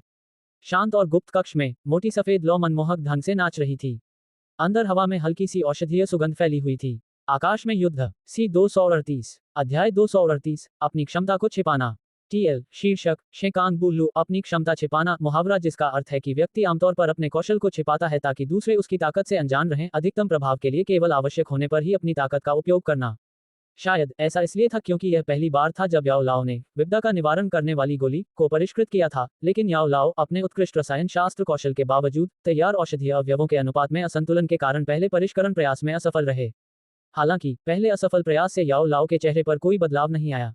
रसायन शास्त्र की दुनिया में शोधन में असफलता इतनी आम बात थी कि इसकी तुलना खाने पीने से की जा सकती थी। भले ही याओ लाओ शोधन में बहुत निपुण थे, फिर भी वे किसी भी औषधीय गोली के शोधन में 100% सफलता की गारंटी नहीं दे सकते थे। हालांकि पहला प्रयास असफल रहा, सौभाग्यवश औषधीय तत्वों का केवल एक छोटा सा हिस्सा ही नष्ट हुआ, जिससे आगे की प्रक्रिया पर कोई असर नहीं पड़ा। पूर्व अनुभव प्राप्त याओ लाओ ने गोली को शुद्ध करने के लिए एक बार फिर आग तेज की। उन्होंने व्यवस्थित, कुशल और सफलतापूर्वक शेष औषधीय शोधन प्रक्रिया को पूरा किया। साफ सुथरे कमरे में काले रंग का औषधीय बर्तन हवा में धीरे धीरे घूम रहा था। उसके अंदर मोटी सफेद लौ तेजी से भड़क रही थी। जैसे जैसे काला बर्तन घूम रहा था, आसपास की हवा से लगातार छोटी छोटी ऊर्जा तरंगें निकल रही थीं। ये ऊर्जा तरंगें गोलाकार थीं, जिनके केंद्र में औषधीय बर्तन था, और वे धीरे धीरे सभी दिशाओं में फैलने लगीं। जब वे दीवारों से टकराने ही वाली थीं, तब वे चुपचाप गायब हो गईं। औषधि पात्र में लौ तेजी से भड़क रही थी। जलती हुई लौ में अंगूठे के आकार की हल्के बैंगनी रंग की औषधि की गोली का प्रारंभिक रूप धीरे धीरे आकार ले रहा था। अंत में गहरे बैंगनी रंग की गोली की सुगंध अचानक पात्र से निकली और पूरे कमरे में फैल गई। ये सुगंध घनी थी और काफी देर तक कमरे में बनी रही। क्या इसे गोली के रूप में ढाला जाएगा? बैंगनी रंग की गोली की गंध सूंघते हुए शियाओ यान ने अपनी थकी हुई आंखों को मलते हुए मुस्कुराते हुए पूछा। पिछली बार उसने स्वयं याओ लाओ को 5वें स्तर की औषधीय गोली बनाते हुए देखा था, इसलिए वह ये भी जानता था कि गोली की गंध का फैलना उच्च स्तर की औषधीय गोली बनने से पहले का संकेत होता है। जी हाँ, हालांकि इस विपदा निवारण गोली का औषधीय प्रभाव विचित्र और अनूठा है, लेकिन इसे बनाने में ज्यादा कठिनाई नहीं होती। साथ ही मुझे काले दानव की मदद मिली है, इसलिए इसे बनाने में लगने वाला समय कम से कम आधा हो गया है। याओ लाओ ने मुस्कुराते हुए सिर हिलाकर जवाब दिया। हाँ, कोई आश्चर्य की बात नहीं। पिछली बार जब तुमने ब्लड लोड स्पिल बनाई थी तब तुम्हें 2 दिन से ज्यादा लगे थे। इस बार तुमने छठी श्रेणी की औषधि गोली बनाने में सिर्फ 1 दिन लगाया। लगता है गुरुजी का ये औषधि पात्र वाकई असाधारण है। शियाओ यान मुस्कुराते हुए बोला। हवा में लटके काले रंग के औषधि पात्र को देखकर उसकी आंखों में हैरानी झलक रही थी। एक साधारण औषधि पात्र किसी रसायनज्ञ को कुछ हद तक शक्ति तो दे सकता है, लेकिन उसका प्रभाव बहुत कम होता है। अगर कोई पात्र किसी औषधि गोली को बनाने में लगने वाले 1 दिन के समय को 2 घंटे कम कर दे तो उसे औषधि पात्रों में सर्वोच्च माना जा सकता है। शियाओ यान द्वारा इस्तेमाल किए गए गहरे लाल रंग के औषधि पात्र से ज्यादा 1 घंटे का समय ही बच पाया। दोनों की तुलना करने पर शियाओ यान को समझ में आ रहा था कि काला रंग का औषधि पात्र कितना असाधारण है। याओ लाओ मुस्कुराए और सिर हिलाया। उनकी झुर्रीदार हथेली के तनाव और शिथिलता के साथ ही औषधीय बर्तन में जलती हुई मोटी सफेद लौ भी और अधिक तीव्र हो गई। खांसी, शिक्षक, कुछ अतिरिक्त डालना मत भूलना। दवा की गोली को धीरे धीरे गोल होते देख जियाओ यान ने सूखी खांसी की और जल्दी से याद दिलाया। मुझे पता है। याओ लाओ ने शियाओ यान को थोड़ी चिढ़ भरी नजर से देखा और फिर सिर हिलाया। उसने अपना बायां हाथ झटका और अचानक एक मोटी सफेद लौ प्रकट हुई। इसके बाद उसने उसे तेजी से सिकुड़ना शुरू किया और वह मोटी सफेद लौ, जो पहले एक व्यक्ति के सिर के आकार की थी, पल भर में अंगूठे के आकार की हो गई। इस हद तक संकुचित हो चुकी अत्यंत निर्मल ज्वाला अपने मूल ज्वाला स्वरूप से मुक्त हो चुकी थी। इसके बजाय यह एक छोटे से सफेद रंग के क्रिस्टल में परिवर्तित हो गई थी। पहली नजर में क्रिस्टल के भीतर एक राक्षसी घनी सफेद ज्वाला प्रतीत होती थी जो हल्की हल्की सी फड़फड़ा रही थी। याओ लाओ ने अपनी उंगली की नोक से सफेद रंग के क्रिस्टल को आकार दिया और फिर धीरे से उंगली को झटका दिया। क्रिस्टल तुरंत एक सफेद रोशनी में बदल गया जो औषधि पात्र में जा गिरी। इसके बाद वह सीधे औषधि की गोली में समा गई। जैसे ही क्रिस्टल औषधीय गोली में प्रवेश किया, वह अचानक अत्यंत सूक्ष्म सफेद चमक की बूंदों में परिवर्तित हो गया जो दवा की गोली के हर हिस्से में वितरित हो गईं। याओ लाओ ने औषधि पात्र में बने छोटे छोटे छेदों को धीरे धीरे भरते हुए देखा और सिर हिलाया। कुछ क्षण सोचने के बाद उन्होंने अपनी हथेली हिलाई और औषधि पात्र में जल रही मोटी सफेद लौ अचानक भड़क उठी। पल भर में इसने पूरे बैंगनी रंग के औषधि पात्र को अपनी चपेट में ले लिया और अंतिम तीव्र जलन शुरू हो गई। मोटी सफेद लौ क्षण भर के लिए उठी और फिर तुरंत बुझ गई। लौ के गायब होने के बाद अंगूठे के आकार की हल्के बैंगनी रंग की गोल औषधीय गोली, जो हल्की चमक बिखेर रही थी, औषधीय बर्तन में लुढ़कती और घूमती हुई दिखाई दी। बैंगनी रंग की औषधीय गोली प्रकट होते ही गोली के भीतर से अचानक एक प्रचंड ऊर्जा तरंग उत्पन्न हुई। जब यह ऊर्जा तरंग काले कड़ाहे से गुजरी तो इसका एक हिस्सा अवरुद्ध हो गया, लेकिन शेष भाग रिसकर बाहर निकल गया। फिर ये तेजी से चारों दिशाओं में फैल गई। इसकी गति को देखकर ऐसा प्रतीत होता था कि यदि इसे बेहिसाब फैलने दिया जाए तो ये कमरा तुरंत ढह जाएगा। याओ लाओ ने तेजी से फैलती ऊर्जा की लहर पर उदासीनता से नजर डाली। उसका मुरझाया हुआ हाथ बेतरतीब ढंग से हिला और पलक झपकते ही कमरे के भीतर एक आकारहीन आध्यात्मिक ऊर्जा ने एक पारदर्शी ऊर्जा आवरण बना लिया। जब ऊर्जा की लहर आध्यात्मिक आवरण के संपर्क में आई तो दोनों आपस में टकरा गए। पल भर में आकारहीन ऊर्जा आवरण पर ऊर्जा की लहरें उभरने लगी, ठीक वैसे ही जैसे किसी झील की सतह पर पत्थर फेंका जाता है। लहरें धीरे धीरे तीव्र से हल्की होती गईं। कुछ ही क्षणों में वे पूरी तरह से गायब हो गईं। जब ऊर्जा की अंतिम लहर आखिरकार गायब हो गई तो याओ लाओ ने आध्यात्मिक आवरण हटा दिया। उनकी हथेली ने काले कड़ाहे की ओर इशारा किया। हल्के बैंगनी रंग की औषधीय गोली काले कड़ाहे से निकली और आज्ञाकारी रूप से याओ लाओ की हथेली पर जा गिरी। याओ लाओ ने हल्के बैंगनी रंग की इस दवा की गोली को पकड़ रखा था। उसने बार बार इसे देखा और सिर हिलाया। इसे ठीक ठाक बताकर उसने लापरवाही से इसे बगल में खड़े शियाओ यान की ओर फेंक दिया। शियाओ यान को दवा की गोली मिली और उसने उत्सुकता से अपने हाथ में मौजूद इस बैंगनी रंग की गोली को देखा। उसने पहली बार छठे स्तर की दवा की गोली देखी थी। इस औषधि की गोली की सतह हल्के बैंगनी रंग की थी। इसका शरीर गोल था और इसमें अत्यधिक चमक थी। इसके अलावा गोली की सतह पर कुछ अजीबोगरीब रेखाएं दिखाई दे रही थीं, जो कृत्रिम नहीं थीं। ये रेखाएं एक के बाद एक गोलाकार रूप में बनी हुई थीं, मानो कोई विशेष चित्र हो जिसका कोई गूढ़ अर्थ हो। इस विपदा भेदने वाली गोली को करीब से देखने पर जियाओ यान को इसमें समाहित रहस्यमयी ऊर्जा का हल्का सा आभास भी हुआ। शायद ये रेखाएं ही वह मुख्य तत्व थी जो किसी बंधन को तोड़ सकती थी। मैंने दवा की गोली में कुछ हड्डी जमा देने वाली ज्वाला मिला दी है। इस तरह का क्रिस्टल शरीर किसी के शरीर में गहराई में छिप जाता है एक बार जब कोई इसे खा लेता है। आमतौर पर इसका कोई असामान्य प्रभाव नहीं होता, लेकिन अगर मैं, जिसके पास हड्डी जमा देने वाली ज्वाला है, इसे सक्रिय कर दूं, तो ये बर्फीले शरीर तुरंत एक अत्यंत विनाशकारी हड्डी जमा देने वाली ज्वाला में बदल जाएंगे। उस समय अगर सामने वाले के मन में कोई बुरी मंशा हो तो मुझे डर है कि उसे भयानक पीड़ा सहनी पड़ेगी। याओ लाओ ने काले कड़ाहे को अंगूठी में रखा, मुड़ा और शाओ यान की ओर देखते हुए हंस पड़ा। क्या उसे इसका पता नहीं चलेगा? जियाओ यान ने विपरीत परिस्थितियों से लड़ने वाली गोली से खेलते हुए सावधानीपूर्वक पूछा। Ads by pub future ads? बिल्कुल नहीं, मैं इसकी गारंटी नहीं दे सकता। आखिर इस दुनिया में कुछ भी निश्चित नहीं है। मैं सिर्फ इतना ही कह सकता हूं कि इसके पकड़े जाने की संभावना बहुत कम है। याओ लाओ ने सिर हिलाते हुए मुस्कुराते हुए जवाब दिया। शाओ यान ने सिर हिलाकर हल्का सा इशारा किया और अपने संग्रहण वलय से एक उत्तम गुणवत्ता वाली जेड की बोतल निकाली। फिर उसने उसमें विपदा निवारण गोली रख दी। इसके बाद उसने शेष औषधीय सामग्रियों की बड़ी मात्रा पर एक नजर डाली, अपना मुंह थोड़ा सा खोला और बिना किसी औपचारिकता के उन सभी दुर्लभ औषधीय पौधों को अपने संग्रहण वलय में डाल दिया। हे, गोली को परिष्कृत करने के लिए यह अतिरिक्त इनाम होगा। जियाओ यान का इरादा इन दुर्लभ जड़ी बूटियों को, जिनकी नीलामी में आसानी से 10 लाख सोने के सिक्के मिल सकते थे, हाई बो डोंग को लौटाने का नहीं था। आखिरकार मैंने इसे पूरा कर लिया। शियाओ यान ने सारा सामान समेट लिया और संतुष्टि से अपनी स्टोरेज रिंग को थपथपाया। उसने याओ लाओ की ओर मुंह करके कहा, हे, अब देखते हैं कि बाहर खड़ा आदमी अपना वादा निभाता है या नहीं। मुझे उम्मीद है कि वह हमें निराश नहीं करेगा। याओ लाओ धीरे से हंसा। उसका शरीर थोड़ा सा हिला और तुरंत एक बहती हुई रोशनी में बदल गया जो काले रंग के घेरे में समा गई। शाओ यान ने अपने सामने लटकी हुई काले रंग की अंगूठी को अपनी उंगली में पहनाया और हाथ में पकड़ी हुई जेड की बोतल को फेंक दिया। अपने कपड़े ठीक से समेटने के बाद वह कमरे से बाहर जाने वाले दरवाजे की ओर चल पड़ा। गलियारे के एक हल्के अंधेरे मोड़ पर हाइबो डोंग दीवार से टिके हुए थे। उनका बूढ़ा चेहरा देखने में शांत लग रहा था, लेकिन दीवार पर बार बार खटखटाती उनकी उंगली से उनके दिल की बेचैनी और घबराहट साफ झलक रही थी। समय को धीरे धीरे बीतते हुए महसूस करते हुए हाइबो डोंग ने गलियारे के अंत में कसकर बंद कमरे पर नजर डाली। उसकी भौहें अनायास ही सिकुड़ गईं। एक क्षण बाद उसने आह भरी। विपदा निवारण गोली बनाने के लिए आवश्यक औषधीय सामग्री आसानी से नहीं मिलती। इन सभी औषधीय सामग्रियों को इकट्ठा करने में उसे कई साल लग गए थे। अगर शियाओ यान इसे बनाने में असफल रहा तो उसकी शक्ति पुनः प्राप्त करने की आशा में शायद देरी हो सकती है। हाइबो डोंग ने अपनी हथेली रगड़ी। उसके चेहरे पर दिख रही शांति में अब थोड़ी चिंता झलकने लगी। उसने धीरे से कहा, कहीं वो नाकाम तो नहीं हो गया।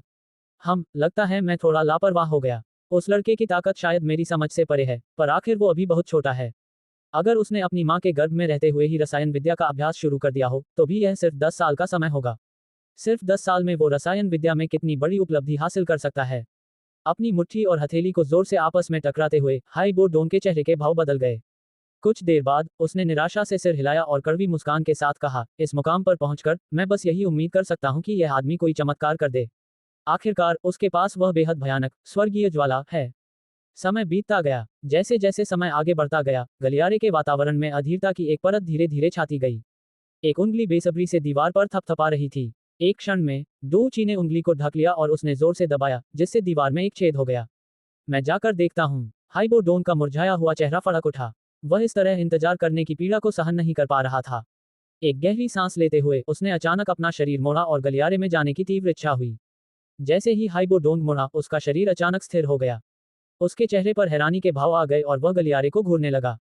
काले कपड़े पहने एक युवक दीवार से टिका हुआ था और उसे देखकर मुस्कुरा रहा था। थोड़ी देर बाद उसने अपनी लार ली और जल्दी से कुछ कदम आगे बढ़ते हुए बेचैनी से पूछा, छोटे भाई, क्या तुम कामयाब हुए? शाओ यान ने अपना हाथ फैलाया और चिंतित चेहरे के साथ धीरे धीरे उसकी ओर आ रहे हाइबो डोंग की ओर देखा। फिर उसने हाथ हिलाकर हाइबो डोंग की ओर एक जेड की बोतल फेंकी। मैं थोड़ा भाग्यशाली था और बाल बाल बच गया। गिरी हुई जेड की बोतल को देखते हुए हाइबो डोंग ने बड़ी मुश्किल से अपने दोनों हाथों और पैरों का इस्तेमाल करके उसे पकड़ने की कोशिश की। उसने उसे बड़ी सावधानी से अपनी हथेलियों में ऐसे पकड़ा जैसे वह उसका बेटा हो। जब उसकी नजर जेड की बोतल में रखी बैंगनी रंग की दवा की गोली पर पड़ी तो उसके बूढ़े चेहरे पर एक साथ खुशी और हैरानी के भाव उभर आए। उनकी असीम खुशी स्वाभाविक थी क्योंकि उनकी विपदा निवारण गोली पाने की इच्छा पूरी हो गई थी। वहीं दूसरी ओर उन्हें इस बात पर यकीन करना मुश्किल हो रहा था कि एक दिन के भीतर ही उनके सामने खड़ा 20 साल से भी कम उम्र का ये छोटा लड़का उस छठे स्तर की औषधीय गोली को इतनी कुशलता से बना चुका था जिसे गोली के बादशाह गुहे भी नहीं बना पाए थे। उसने वाकई अपनी प्रतिभा को छिपा लिया था। इस क्षण हाइबो डोंग के मन में शियाओ यान के लिए एक मूल्यांकनात्मक वाक्य उभर आया। संक्षेप में शीर्षक देखें, उसने वास्तव में अपनी क्षमता को छिपाया था। आकाश में युद्ध सी 239 अध्याय 239 मुहर तोड़ना। हाइबो डोंग को देखकर, जो अदम्य आनंद से भरे चेहरे के साथ जेड की बोतल को कसकर पकड़े हुए था, जियाओ यान धीरे से हंसा और फिर थोड़ा मुस्कुराते हुए बोला, श्रीमान हाइबो डोंग, ये चीज सफलतापूर्वक तैयार हो गई है। नक्शे के टुकड़े का क्या हुआ? ये सुनकर हाइबो डोंग एक पल के लिए स्तब्ध रह गया। उसने तुरंत अपनी अनियंत्रित खुशी को काबू में किया। उसकी आंखें घूमने लगीं और उसने अपने होंठ चाटे। उसके चेहरे पर शर्मिंदगी के भाव आ गए। उसने कहा, ओह छोटे भाई, आप मुझे शाओ यान कह सकते हैं। हाइबो डोंग के इस अंदाज को देखकर शाओ यान ने थोड़ा भौहें चढ़ाते हुए बेपरवाही से कहा। हाँ हाँ, ठीक है, छोटे भाई शियाओ यान। हाइबो डोंग ने जल्दी से सिर हिलाया। फिर उसने हाथ में रखी जैद की बोतल लहराई और एक अजीब सी मुस्कान के साथ कहा, छोटे भाई, मुझे कुछ और काम होने के लिए दोष मत देना। खांसी, ऐसा नहीं है कि मुझे तुम पर विश्वास नहीं है, बल्कि मुख्य कारण यह है कि मैंने भी कभी विद्या भेदन गोली नहीं देखी है। मुझे केवल औषधि के सूत्र से पता है कि यह पूरी तरह से बैंगनी रंग की होती है। इसलिए मुझे आश्चर्य है कि क्या छोटे भाई शियाओ यान मुझे ये गोली खाने और यह जांचने की अनुमति देंगे कि क्या ये वास्तव में मुझे सील तोड़ने में मदद कर सकती है। हाँ हाँ, अगर सील सच में टूट जाती है तो मैं तुम्हें नक्शे का टुकड़ा जरूर दे दूंगा। मैं तुमसे माफी भी मांगूंगा। महाराज, बार बार बहाने बनाकर मामले को टालने का ये तरीका जियामा साम्राज्य के 10 शक्तिशाली शासकों में से एक रहे व्यक्ति के व्यवहार को नहीं दर्शाता। शाओ यान ने अपनी लंबी उंगली से अपनी आस्तीन के सिरे से धूल का एक कण धीरे से झाड़ा। भावहीन होकर उसने कहा, मैंने महाराज की मदद करने के लिए अपनी पूरी कोशिश की, लेकिन आपके कार्यों ने मुझे सचमुच निराश कर दिया है। उफ, छोटे भाई शियाओ यान, उस समय हमने वास्तव में ये तय किया था कि जब तक तुम मुझे विपदानाशक गोली बनाने में मदद करोगे, मैं तुम्हें नक्शे का टुकड़ा दे दूंगा, लेकिन कम से कम मुझे ये जांचने दो कि ये दवा असली है या नहीं। मैं कुछ परेशान करने वाली बात कहूंगा। अगर यह कोई और दवा है जो तुमने मुझे यूं ही दे दी है, तो क्या मुझे इसकी जांच न करने पर बहुत बड़ा नुकसान नहीं होगा। हाइबो डोंग का बूढ़ा चेहरा शियाओ यान की कल्पना से कहीं ज्यादा कठोर था। उसके कड़वे मुस्कान से ऐसा लग रहा था मानो वह सबसे बड़ा पीड़ित हो। हाइबो डोंग का उदास चेहरा देखकर शियाओ यान ने अपनी भौहें कसकर सिकुड़ी और भावहीन स्वर में कहा, महाराज, मुझे आपको एक बात याद दिलानी है। ये विपदा भेदने वाली गोली का नुस्खा आपने ही मुझे दिया था। मैंने इसके निर्देशों का पूरी तरह पालन करते हुए इसे तैयार किया है। लेकिन क्या इस गोली में किसी बंधन को तोड़ने की शक्ति है, ये तो केवल भूत ही जान सकता है। इसलिए अगर तुम विपदानाशक गोली खा लो और फिर भी औषधीय फॉर्मूले की वजह से सील न खोल पाओ, तो क्या इसका दोष मुझ पर नहीं आएगा। फिर रेगिस्तान में इतनी दूर तक जाने की मेरी मेहनत, रानी मेडुसा के हाथों मारे जाने का खतरा मोल लेना, ताकि मैं तुम्हारे लिए रेत का धतूरा ढूंढ सकूं, और साथ ही उस औषधीय गोली को बनाने में इतनी मेहनत करना, क्या सब व्यर्थ नहीं हो जाएगा। जियाओ यान ने अपने सामने 10 उंगलियां जोड़कर ठंडी मुस्कान के साथ धीरे से कहा, इतना सब करने के बाद मुझे बस एक नक्शे का टुकड़ा और एक डोहुआंग से मिली एक कृपा ही मिली है, जिस पर उसने मौखिक सहमति दी थी। तुम बताओ, मुझे नुकसान हुआ है या फायदा। ओह, ये सुनकर हाइबो डोंग का चेहरा थोड़ा शर्मिंदा हो गया। थोड़ी देर बाद वह बेजान हंसी हंसते हुए बोला, पुराना, मैं भी जानता हूं कि मेरी यह गुजारिश थोड़ी ज्यादा है, लेकिन छोटे भाई शियाओ यान निश्चिंत रहें कि मैं एहसान फरामोश नहीं बनूंगा। ठीक है, अगर मुसीबत दूर करने वाली गोली का थोड़ा सा भी असर हुआ तो मैं अपना वादा जरूर निभाऊंगा। और तो और, ये मुसीबत दूर करने वाली गोली छोटे भाई शियाओ यान ने खुद बनाई है। कहीं आपको इस पर भरोसा तो नहीं है। हाँ हाँ, शियाओ यान ने गहरी सांस ली। उसने अपनी नजरें उठाकर हेइबो डोंग को सूखी हंसी हंसते हुए देखा और अपनी भौहें कसकर सिकोड़ लीं। काफी देर बाद उसने कुछ नाराजगी से हाथ हिलाया और धीमी आवाज में कहा, तो हम वही करेंगे जो आप कहते हैं। मैं बूढ़े साहब को एक बार फिर याद दिला देता हूँ, यह आखिरी बार है जब मैं आपकी बात मानूंगा। हाँ हाँ, छोटे भाई शियाओ यान, मेरी परेशानी समझने के लिए धन्यवाद। शियाओ यान का जवाब सुनकर हाइबो डोंग के चेहरे पर तुरंत एक प्यारी सी मुस्कान आ गई। उसने जैद की बोतल को सावधानी से भंडारण कक्ष में रखा, शियाओ यान की ओर मुंह करके बोला, छोटे भाई, मेरे साथ तहखाने में चलो। अगर बाद में मुझे सच में सील तोड़नी पड़ी, तो ये तहखाना मेरी ऊर्जा को बाहर निकलने से रोकेगा। साथ ही इससे कुछ अनावश्यक परेशानियां भी टल जाएंगी। शाओ यान ने सिर हिलाया, लेकिन हाइबो डोंग से कुछ भी कहने में उसे आलस आ रहा था। उसका चेहरा एकदम ठंडा था। उसने हाइबो डोंग की ओर इशारा करते हुए अपनी ठोड़ी ऊपर उठाई और उसे आगे चलने का संकेत दिया। शाओ यान के चेहरे के भाव देखकर हाइबो डोंग भी समझ गया कि शाओ यान इस समय खराब मूड में है। वह केवल बेतुकी हंसी हंस सका और जल्दी से आगे आगे चलने पर ध्यान केंद्रित करने लगा। हाइबो डोंग के पीछे चलते हुए शियाओ यान ने अपने सामने तेज कदमों से चल रहे उस बूढ़े व्यक्ति को देखा। वह काफी देर तक चुप रहा, फिर अचानक उसके भावहीन चेहरे पर एक हल्की सी मुस्कान आ गई। उसकी आस्तीन के नीचे मुट्ठी कसकर बंद थी और उसकी लंबी उंगली पर हरे रंग की लौ शरारती ढंग से उछल रही थी। शाओ यान ने अपने होंठ सिकोड़ लिए और आंखें छोटी करते हुए मन ही मन बुदबुदाया, मेरे दोस्त, मुझे उम्मीद है कि तुम मुझे निराश नहीं करोगे। वरना मुझे इस बात की परवाह नहीं रहेगी कि तुम्हें कभी हिम सम्राट कहा जाता था। आज मैं तुम्हें भयानक पछतावा करवाऊंगा। गलियारा भले ही बहुत बड़ा नहीं था, लेकिन उसमें मौजूद मोड़ों की संख्या किसी की भी उम्मीद से कहीं अधिक थी। शियाओ यान हाइबो डोंग के पीछे पीछे चल रहा था और कई मोड़ पार कर चुका था। आसपास का नीरस और एक जैसा वातावरण मन को थोड़ा थका रहा था। सौभाग्य से शियाओ यान की मानसिक शक्ति काफी अच्छी थी, इसलिए उसे सहन करने में कोई कठिनाई महसूस नहीं हुई। बस उसका मन थोड़ा बोझिल महसूस कर रहा था। गलियारे में रोशनी बहुत कम थी। हर 10 मीटर से कुछ अधिक दूरी पर एक एक लैंप था जिसकी हल्की रोशनी निकल रही थी। इस तरह के अंधेरे वातावरण में दोनों लोग चुप रहे। केवल कदमों की धीमी आवाज ही लंबे गलियारे में गूंज रही थी और काफी देर तक सुनाई देती रही। इन आवाजों को सुनकर कोई भी डर जाएगा। गलियारा देखने में समतल लग रहा था, लेकिन शियाओ यान को महसूस हो रहा था कि वे ढलान पर चल रहे हैं। लगभग 20 मिनट तक इस निराशाजनक गति से चलने के बाद उसके आगे चल रहा हाइबो डोंग अचानक रुक गया। उसने मुड़कर शियाओ यान से मुस्कुराते हुए कहा, हम यहाँ पहुंच गए हैं। शियाओ यान की निगाहें हाइबो डोंग से हटकर सामने के पूरे स्थान पर पड़ीं। मंद रोशनी में उसकी दृष्टि के किनारे से एक मोटा धातु का दरवाजा दिखाई दिया। धातु का दरवाजा गहरा काला था, जिससे ठोस और मजबूत होने का आभास होता था। जैसे ही हाइबो डोंग की नजर धातु के दरवाजे पर पड़ी, उसके कदम तेजी से बढ़ने लगे। कुछ ही देर में वह दरवाजे के सामने पहुंच गया। उसने अपने हाथ से सामने रखे काले धातु के शेर के सिर को खींचा।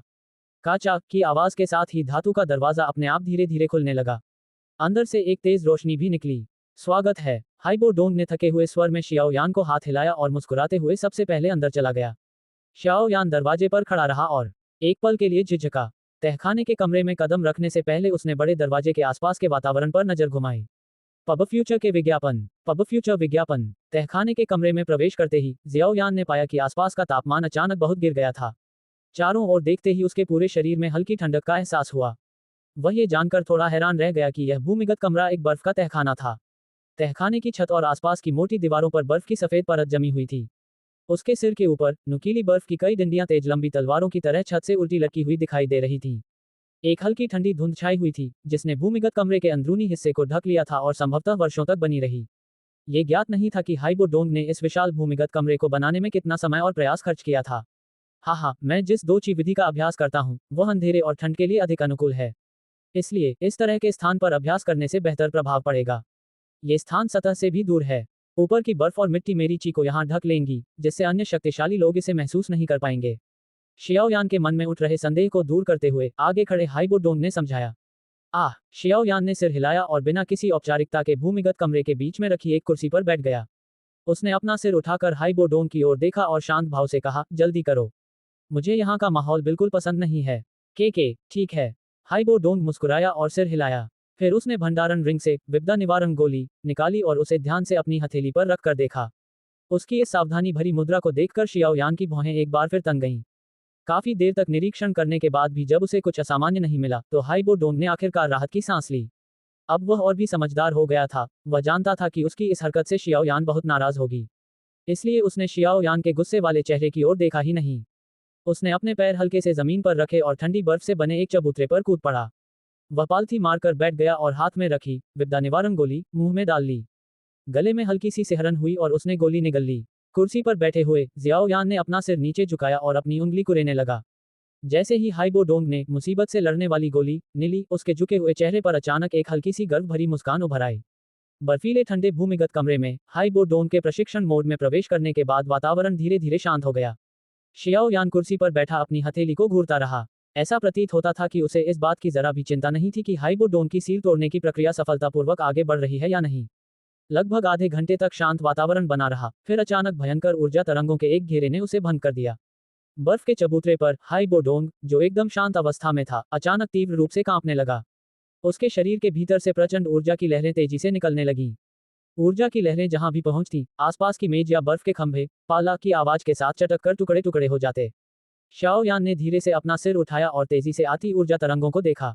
अपने मन की इच्छा के अनुसार उसके शरीर पर एक हल्की हरी लौ वाली डोची आ गई।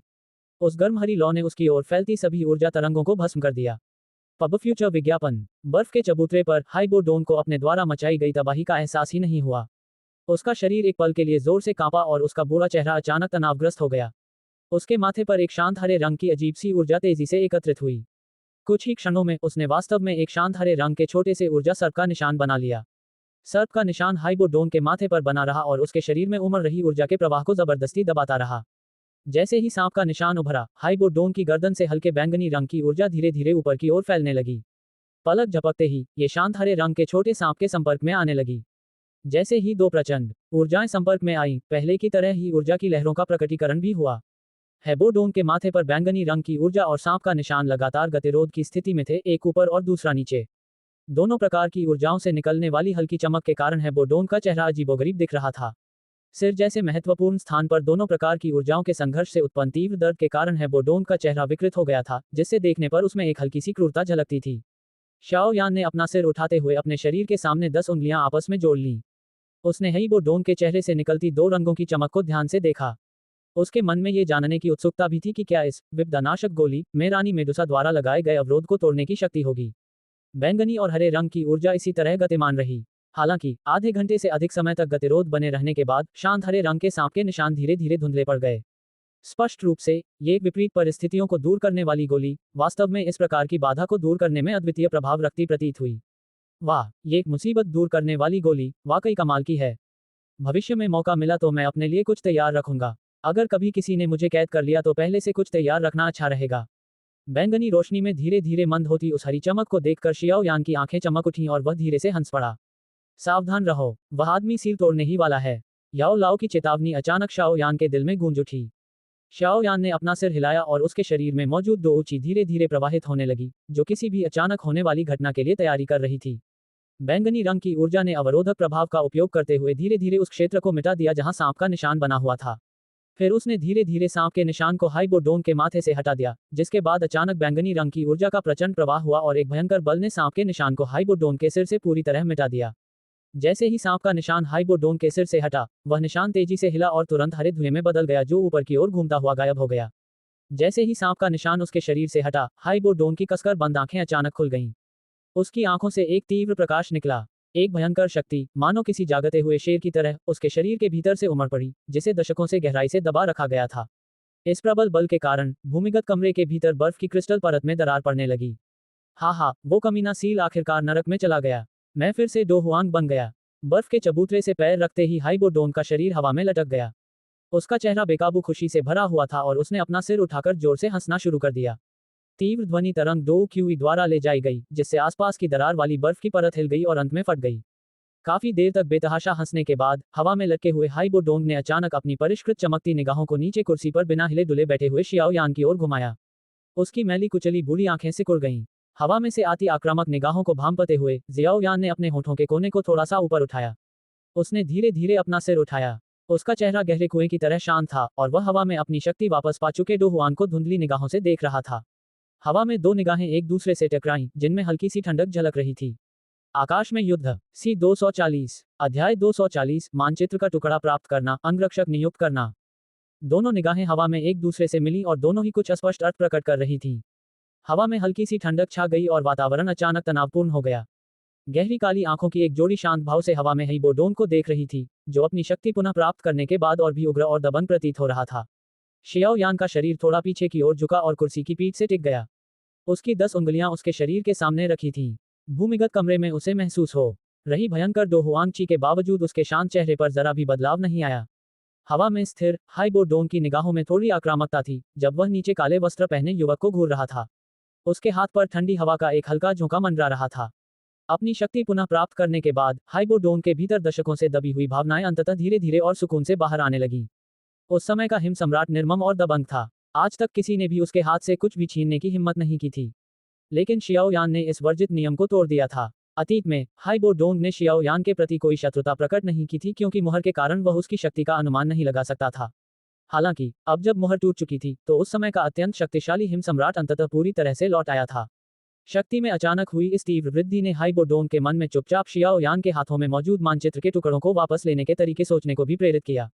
हालांकि हाइबो डोंग को नक्शे के टुकड़ों के उपयोग के बारे में पता नहीं था, फिर भी वह समझ गया था कि नक्शे के टुकड़े में छिपा रहस्य छोटा नहीं होगा। आखिरकार यही वह चीज थी जिसने मेडुसा के स्तर के एक शक्तिशाली व्यक्ति को आकर्षित किया था, जो उसे जान से मारने के इरादे से दूर दूर से उसका पीछा कर रहा था। हवा में तैरते हुए हाइबो डोंग के शरीर पर बर्फीली ठंडी हवा छाई हुई थी और उसकी निगाहें शांत चेहरे वाले शियाओ यान पर टिकी हुई थीं। युवक के शांत और रहस्यमय हाव भाव ने अंततः हाइबो डोंग को, जिसका आत्मविश्वास बहुत बढ़ गया था, थोड़ा होश में ला दिया। अपनी आंखें सिकोड़ते हुए हाइबो डोंग को कुछ महीने पहले शियाओ यान के साथ हुई भीषण लड़ाई याद आ गई। उसका चेहरा गंभीर हो गया जब उस युवक की छवि उसके मन में कौंधी, जो उस समय एक अजीब सी मोटी सफेद ज्वाला को नियंत्रित कर रहा था, तो अचानक हाइबो डोंग के दिल में एक सिहरन दौड़ गई। उस समय उस मोटी सफेद ज्वाला के संपर्क में आने के बाद हाइबो डोंग ने उसके आतंक को गहराई से समझ लिया था। जैसे जैसे हाइबो डोंग के दिल में ठंडक बढ़ती गई, उसका शरीर भी थोड़ा कांपने लगा। उसके चेहरे की शीतलता भी धीरे धीरे गायब हो गई। उसके थोड़े सख्त बूढ़े चेहरे पर एक सौम्य सी मुस्कान आ गई। गहन चिंतन के बाद हाइबो डोंग का आत्मविश्वास, जो उसकी बढ़ती ताकत के कारण अत्यधिक बढ़ गया था, अंततः उसकी तर्कशक्ति से दब गया और धीरे धीरे गायब हो गया। उसने थोड़ा अनुमान लगाया और कुछ धड़कनों के बाद उसे एहसास हुआ कि यद्यपि उसने पहले की तरह अपनी ताकत धीरे धीरे वापस पा ली थी, फिर भी वह इस युवक की असली ताकत को नहीं समझ पा रहा था। शाओ यान की ची ऊर्जा को महसूस करते हुए ये स्पष्ट था कि यह केवल एक दोषी की ही थी। हालांकि उससे एक बार युद्ध कर चुके हाई बोडोंग को पता था कि अगर कोई सचमुच सामने खड़े युवक को दोषी समझकर उससे भिड़ने की कोशिश करेगा तो उसे शायद एक खूनी सबक मिलेगा। अस्थायी तौर पर उससे दुश्मनी रखना अनुचित है। जैसे ही यह विचार उनके मन में आया, हाई बोडोंग के बूढ़े चेहरे पर एक हल्की सी मुस्कान आ गई। उन्होंने शियाओ यान की ओर देखा और दोस्ताना मुस्कान के साथ सिर हिलाया। उनके चारों ओर फैली ठंडी हवा भी धीरे धीरे उनके शरीर में समा गई। आंखों में व्यंग्य भरी चमक लिए शियाओ यान ने हाई बोडोंग को देखा, जो कुछ देर सोचने के बाद अचानक अपना उग्र और दबंग रवैया छोड़कर दयालु भाव दिखाने लगा। शियाओ यान अपनी उंगली में पहनी अंगूठी से खेलते हुए शरारती मुस्कान के साथ बोला, हाई साहब, मुझे लगा था कि अपनी ताकत वापस पाने के बाद आप अपनी बात से पलटकर मुझ पर हमला करेंगे। आपका ये बर्ताव वाकई किसी को भी डरा सकता है। के छोटे भाई शियाओ यान, तुम क्या कह रहे हो? मैं बूढ़ा होकर तुम्हारी मदद कैसे भूल सकता हूँ? इस तरह की कृतघ्नता मैं, हाई बोडोंग, नहीं कर सकता। हाई बोडोंग ने जल्दी से हाथ हिलाया और धीरे धीरे नीचे उतरा। उसने शियाओ यान की ओर मुंह करके समझाया, मुझे सच में बहुत खेद है। अभी अभी अचानक मेरी शक्ति वापस आ गई थी, इसलिए मुझे अपनी शक्ति पर नियंत्रण रखने में थोड़ी दिक्कत हुई, जिससे छोटा भाई चौंक गया। शियाओ यान कुर्सी पर बैठते हुए मुस्कुराया। मुस्कुराते हुए उसने अपने लंबे हाथ से अपनी आस्तीन थपथपाए और धीमी, कुछ अफसोस भरी आवाज में कहा, ये वाकई बहुत दुख की बात है। मैंने तो पहले हिम सम्राट की असली ताकत का अनुभव करने की योजना बनाई थी, जिसने कभी पूरे जियामा साम्राज्य को हिलाकर रख दिया था। अब हालात देखकर लगता है कि मुझे यह मौका नहीं मिलेगा। कितना अफसोस की बात है। ये सुनकर हाई बोडोंग की भौहों का कोना किसी के ध्यान दिए बिना हल्का सा फड़क उठा। उसकी तीखी निगाहें जिद से शाओ यान के चेहरे पर टिकी थीं, जो मजाक करता हुआ प्रतीत नहीं हो रहा था। एक पल बाद वह हंस पड़ा और तेजी से अपनी निगाहें हटा लीं। साथ ही वह मन ही मन खुश हो गया। शाओ यान के हाव भाव देखकर ऐसा लग रहा था कि अपनी शक्ति वापस पा चुके हाई बोडोंग से उसे जरा भी डर नहीं था। शुक्र है कि उसने अभी अभी इस आदमी के खिलाफ बगावत नहीं की, वरना अगर वे सचमुच लड़ते तो ये कहना मुश्किल होता कि कौन जीतेगा और कौन हारेगा। इसके अलावा एक ऐसे रसायनज्ञ को नाराज करना जो छठे स्तर की औषधीय गोली बना सकता है, स्पष्ट रूप से बेहद मूर्खतापूर्ण काम था। अगर हाई बोडोंग के पास शाओ यान को मौके पर ही मार डालने की क्षमता होती तो वह इस विकल्प पर विचार कर सकता था, लेकिन एक बार जब उसने शाओ यान को भागने दिया तो उसके भविष्य में मुसीबतें लगातार बढ़ती रहेंगी। अच्छी जानकारी रखने वाला हाई बोडोंग शियाओ यान से भी कहीं अधिक इस बात से अवगत था कि उच्च कोटि के रसायनज्ञ की लोगों को एकत्रित करने की क्षमता कितनी भयावह होती है। के छोटा भाई शियाओ यान क्या कह रहा है? मेरी इन बूढ़ी हड्डियों में तुम जैसे नौजवानों जैसी ताकत नहीं है। हाओ बोडोंग ने हाथ हिलाते हुए रूखी हंसी हंसी। शाओ यान मुस्कुराते हुए कोई स्पष्ट जवाब नहीं दे रहा था। वह धीरे से कुर्सी से उठा, अपनी हथेली आगे बढ़ाई और सामने बैठे बुजुर्ग व्यक्ति को ध्यान से देखने लगा। हल्की मुस्कान के साथ उसने कहा, वृद्धाश्रम मोहर टूट चुकी है और मेरा काम पूरा माना जा सकता है। नक्शे का टुकड़ा। जैसे ही मानचित्र का टुकड़ा, ये दो शब्द उसके कानों में पड़े, हाई बोडोंग का मुरझाया हुआ चेहरा थोड़ा सा हिल गया। हालांकि इस बार उसने कोई और बहाना नहीं बनाया, क्योंकि वह साफ तौर पर महसूस कर सकता था कि उसकी चुप्पी के थोड़े समय में ही उस युवक के शरीर में दो ऊंची ऊर्जा उग्र रूप से बहने लगी थी। उसकी गहरी काली आंखों में धीरे धीरे एक बर्फीली ठंडक छा रही थी। स्पष्ट था कि अगर उसने कुछ भी कहकर मामले को टालने की कोशिश की तो सामने खड़ा युवक तुरंत उस पर पलटवार कर हमला कर सकता था। हाई बोडोंग ने कड़वी मुस्कान के साथ आह भरी। उसकी उंगली एक संग्रहण रिंग पर रगड़ी गई और उसकी हथेली में पीले चमड़े के चर्मपत्र का एक छोटा सा टुकड़ा आ गया, जो देखने में बेहद पुराना लग रहा था। उसे इसे छोड़ते हुए उसे बहुत दुख हुआ। उसने इस प्राचीन नक्शे के टुकड़े को सहलाते हुए आह भरी, मैंने दशकों से नक्शे बनाए हैं, लेकिन इतना जटिल नक्शा मैंने पहले कभी नहीं देखा। इसे प्राप्त करने के कुछ ही समय बाद मैंने इस नक्शे के टुकड़े की एक प्रति बनाने का प्रयास किया, लेकिन जो नक्शा मैंने अंत में बनाया वह मूल नक्शे से अजीब तरह से बहुत अलग था। कई बार ऐसा होने के बाद मुझे यह विचार छोड़ना पड़ा। शायद इसका कारण यह था कि यह नक्शा केवल एक टुकड़ा था। शियाओ यान की निगाहें नक्शे के टुकड़े पर टिकी रहीं और फिर उन्होंने हाई बोडोंग के चेहरे के भावों को देखा। हालांकि उन्हें इसका कुछ कारण स्पष्ट रूप से पता था, फिर भी उन्होंने अपने संदेह का उत्तर देने के लिए कुछ नहीं कहा। जादुई पशु पर्वत श्रृंखला से पहला नक्शा मिलने के बाद याओ लाओ ने पाया कि इन टुकड़ों के भीतर एक अत्यंत विशाल आध्यात्मिक ऊर्जा छिपी हुई थी। इस प्रकार की आध्यात्मिक ऊर्जा अत्यंत गुप्त थी। जब तक कोई रसायनज्ञ न हो, एक ऐसा पेशा जिसमें आध्यात्मिक शक्ति आम लोगों से कहीं अधिक होती है, तब तक दूसरों के लिए इसे महसूस करना बहुत मुश्किल था। ये आध्यात्मिक ऊर्जाएं सीधे तौर पर लोगों को कोई नुकसान नहीं पहुंचाती, लेकिन अगर कोई नक्शे पर बने रास्तों और रेखाओं की नकल करना चाहे, तो ये आध्यात्मिक ऊर्जाएं अनजाने में उसकी मानसिक स्थिति को बिगाड़ देंगी, जिससे अंत में जो नक्शा बनेगा वह मूल नक्शे से बिल्कुल अलग होगा। हाई बोडोंग काफी देर तक नक्शे के टुकड़े को सहलाता रहा, उसे छोड़ने का उसका मन नहीं था। आखिरकार उसने हताशा से सिर हिलाया और उसे शियाओ यान को सौंप दिया। उसने कड़वी मुस्कान के साथ कहा, उफ, इसे ले लो। मेरे अनुभव के अनुसार नक्शे के इन टुकड़ों को कई हिस्सों में बांटा जाना चाहिए था। सिर्फ इस एक हिस्से का मेरे हाथ में होना कोई काम का नहीं है। और इस विशाल महाद्वीप में नक्शे के बाकी टुकड़ों को ढूंढना समुद्र में सुई ढूंढने से भी ज्यादा मुश्किल है। शाओ यान मुस्कुराया, अपना हाथ बढ़ाया और नक्शे का ये बेहद चिकना टुकड़ा ग्रहण किया। उसने इसे गौर से देखा तो उसे हल्की सी खुरदरी बनावट और प्राचीनता का आभास हुआ। ऐसा प्रतीत हुआ कि इस नक्शे के टुकड़े ने काफी लंबा समय देखा होगा। इस छोटे से नक्शे के टुकड़े को पकड़े हुए शियाओ यान ने भंडारण रिंग से वह दूसरा छोटा नक्शा का टुकड़ा निकाला जो उसने पिछली बार हाइबो डोंग से प्राप्त किया था। फिर उसने दोनों को आपस में जोड़ दिया। जब उसने देखा कि दोनों टुकड़ों के संपर्क बिंदुओं में जरा सा भी अंतर नहीं है, तो उसने राहत की सांस ली। ही, छोटे भाई शियाओ यान, लगता है तुम्हें इन नक्शे के टुकड़ों में बहुत दिलचस्पी है। शियाओ यान का यह अंदाज देखकर हाइबो डोंग की आंखें घूम गईं और उसने हंसते हुए पूछा, मुझे इन सभी विचित्र और अनूठी चीजों में काफी दिलचस्पी है। जियाओ यान ने हल्की सी मुस्कान के साथ बहुत ही स्पष्ट जवाब दिया। छोटे भाई, मेरे हाथ में नक्शे के सारे टुकड़े तुम्हारी जेब में चले गए हैं। ही, मुझे आश्चर्य है कि क्या तुम मुझे बता सकते हो कि इस चीज का आखिर क्या उपयोग है। जब तुम नक्शे के सारे टुकड़ों को जोड़ोगे तो तुम्हें क्या मिलेगा। हाइबो डोंग ने अपने हाथ आपस में रगड़े। वह अपने दिल की जिज्ञासा को रोक नहीं पा रहा था और उसने एक अजीब सी मुस्कान के साथ पूछा, महामहिम हाई जी, मैंने आपको पहले भी बताया है कि उस नीलामी के दौरान इस तरह का नक्शा का टुकड़ा एक बार देखने के अलावा ये पहली बार है जब मुझे ऐसा कोई नक्शा मिला है। इसलिए मुझे भी ठीक से पता नहीं है कि इसमें क्या छिपा है। शियाओ यान ने हाथ हिलाते हुए मुस्कुराते हुए जवाब दिया। ये सुनकर हाइबो डोंग के होंठों के कोने खुल गए। वह 2 बार हंसा, लेकिन मन ही मन बुदबुदाया, तुम्हें नहीं पता। अगर तुम्हें नहीं पता तो यह अजीब बात होगी। केवल एक मूर्ख ही नक्शे के एक टुकड़े के लिए अपनी जान जोखिम में डालकर रेगिस्तान में जाएगा जिसके बारे में उसे कोई जानकारी नहीं है। तुम्हारी चालाकी देखकर तो तुम मूर्ख लगते हो। शाओ यान की बातें सुनकर हाइबो डोंग भी मन ही मन समझ गया कि वह नक्शे के टुकड़ों का रहस्य किसी को बताना नहीं चाहता। इस समय वह केवल लाचारी से सिर हिला सकता था। आखिर नक्शे के टुकड़े हाल ही में शाओ यान के हाथ लगे थे। उन्हें जबरदस्ती छीनना संभव नहीं था। इसलिए वह अपने मन की जिज्ञासा को जबरदस्ती शांत करने के अलावा और कोई चारा नहीं था। नक्शे के टुकड़े को सावधानीपूर्वक एक सुंदर डिब्बे में रखकर और उसे स्टोरेज रिंग में रखने के बाद जियाओ यान ने राहत की सांस ली। कुछ उतार चढ़ावों के बाद आखिरकार यह चीज उसके हाथों में पहुंच ही गई थी। हे श्रीमान हाय, अब जबकि आप अपनी सेहत में सुधार कर चुके हैं, मुझे नहीं लगता कि आप यहाँ दुकान मालिक बनकर रहना जारी रखेंगे, है ना। शियाओ यान ने मुस्कुराते हुए हाइबो डोंग की ओर देखते हुए अचानक अपने हाथ आस्तीन में डाल लिए। उस समय मेरे यहाँ रुकने का मुख्य कारण नक्शे के टुकड़ों का अध्ययन करना और मुहर तोड़ने का तरीका खोजना था। अब जब मुहर टूट चुकी है तो स्वाभाविक रूप से मेरे यहाँ रुकने का कोई कारण नहीं है। हाइबो डोंग ने सिर हिलाया, मुस्कुराते हुए शाओ यान की ओर देखा और अनायास ही पूछा, क्या आपके पास कुछ है।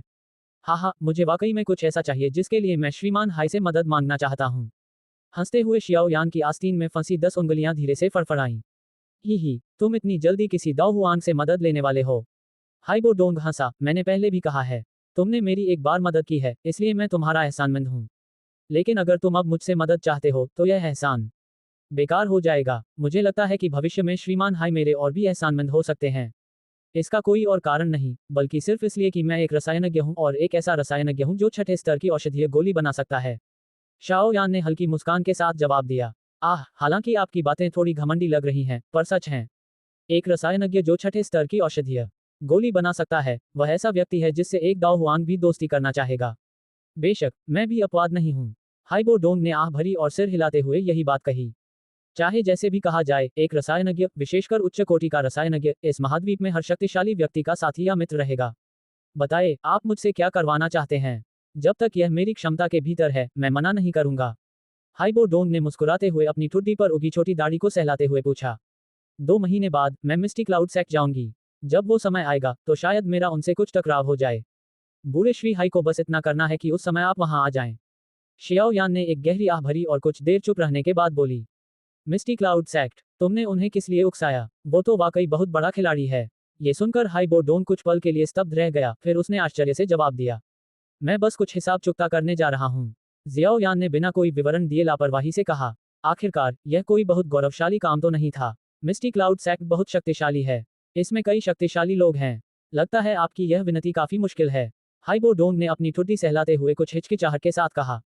हाइबो डोंग को थोड़ा हिचकिचाते हुए देखकर शियाओ यान मुस्कुराए और बोली, हे श्रीमान हाई, आप निश्चिंत रहें कि मैं आपसे मिस्टी क्लाउड संप्रदाय से दुश्मनी करने के लिए नहीं कह रही हूँ। अगर वे अपनी बड़ी संख्या का इस्तेमाल करके मुझे धमकाते हैं या अपनी ताकत का इस्तेमाल करके कमजोरों को परेशान करते हैं, तो हे श्रीमान हाई को बस अपना चेहरा दिखाना होगा।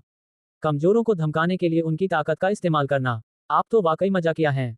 आपकी ताकत के सामने मिस्टी क्लाउड संप्रदाय के नेता के अलावा और कौन आपका मुकाबला कर सकता है। किसी कारणवश मैं अपनी शक्ति प्रकट नहीं करना चाहता।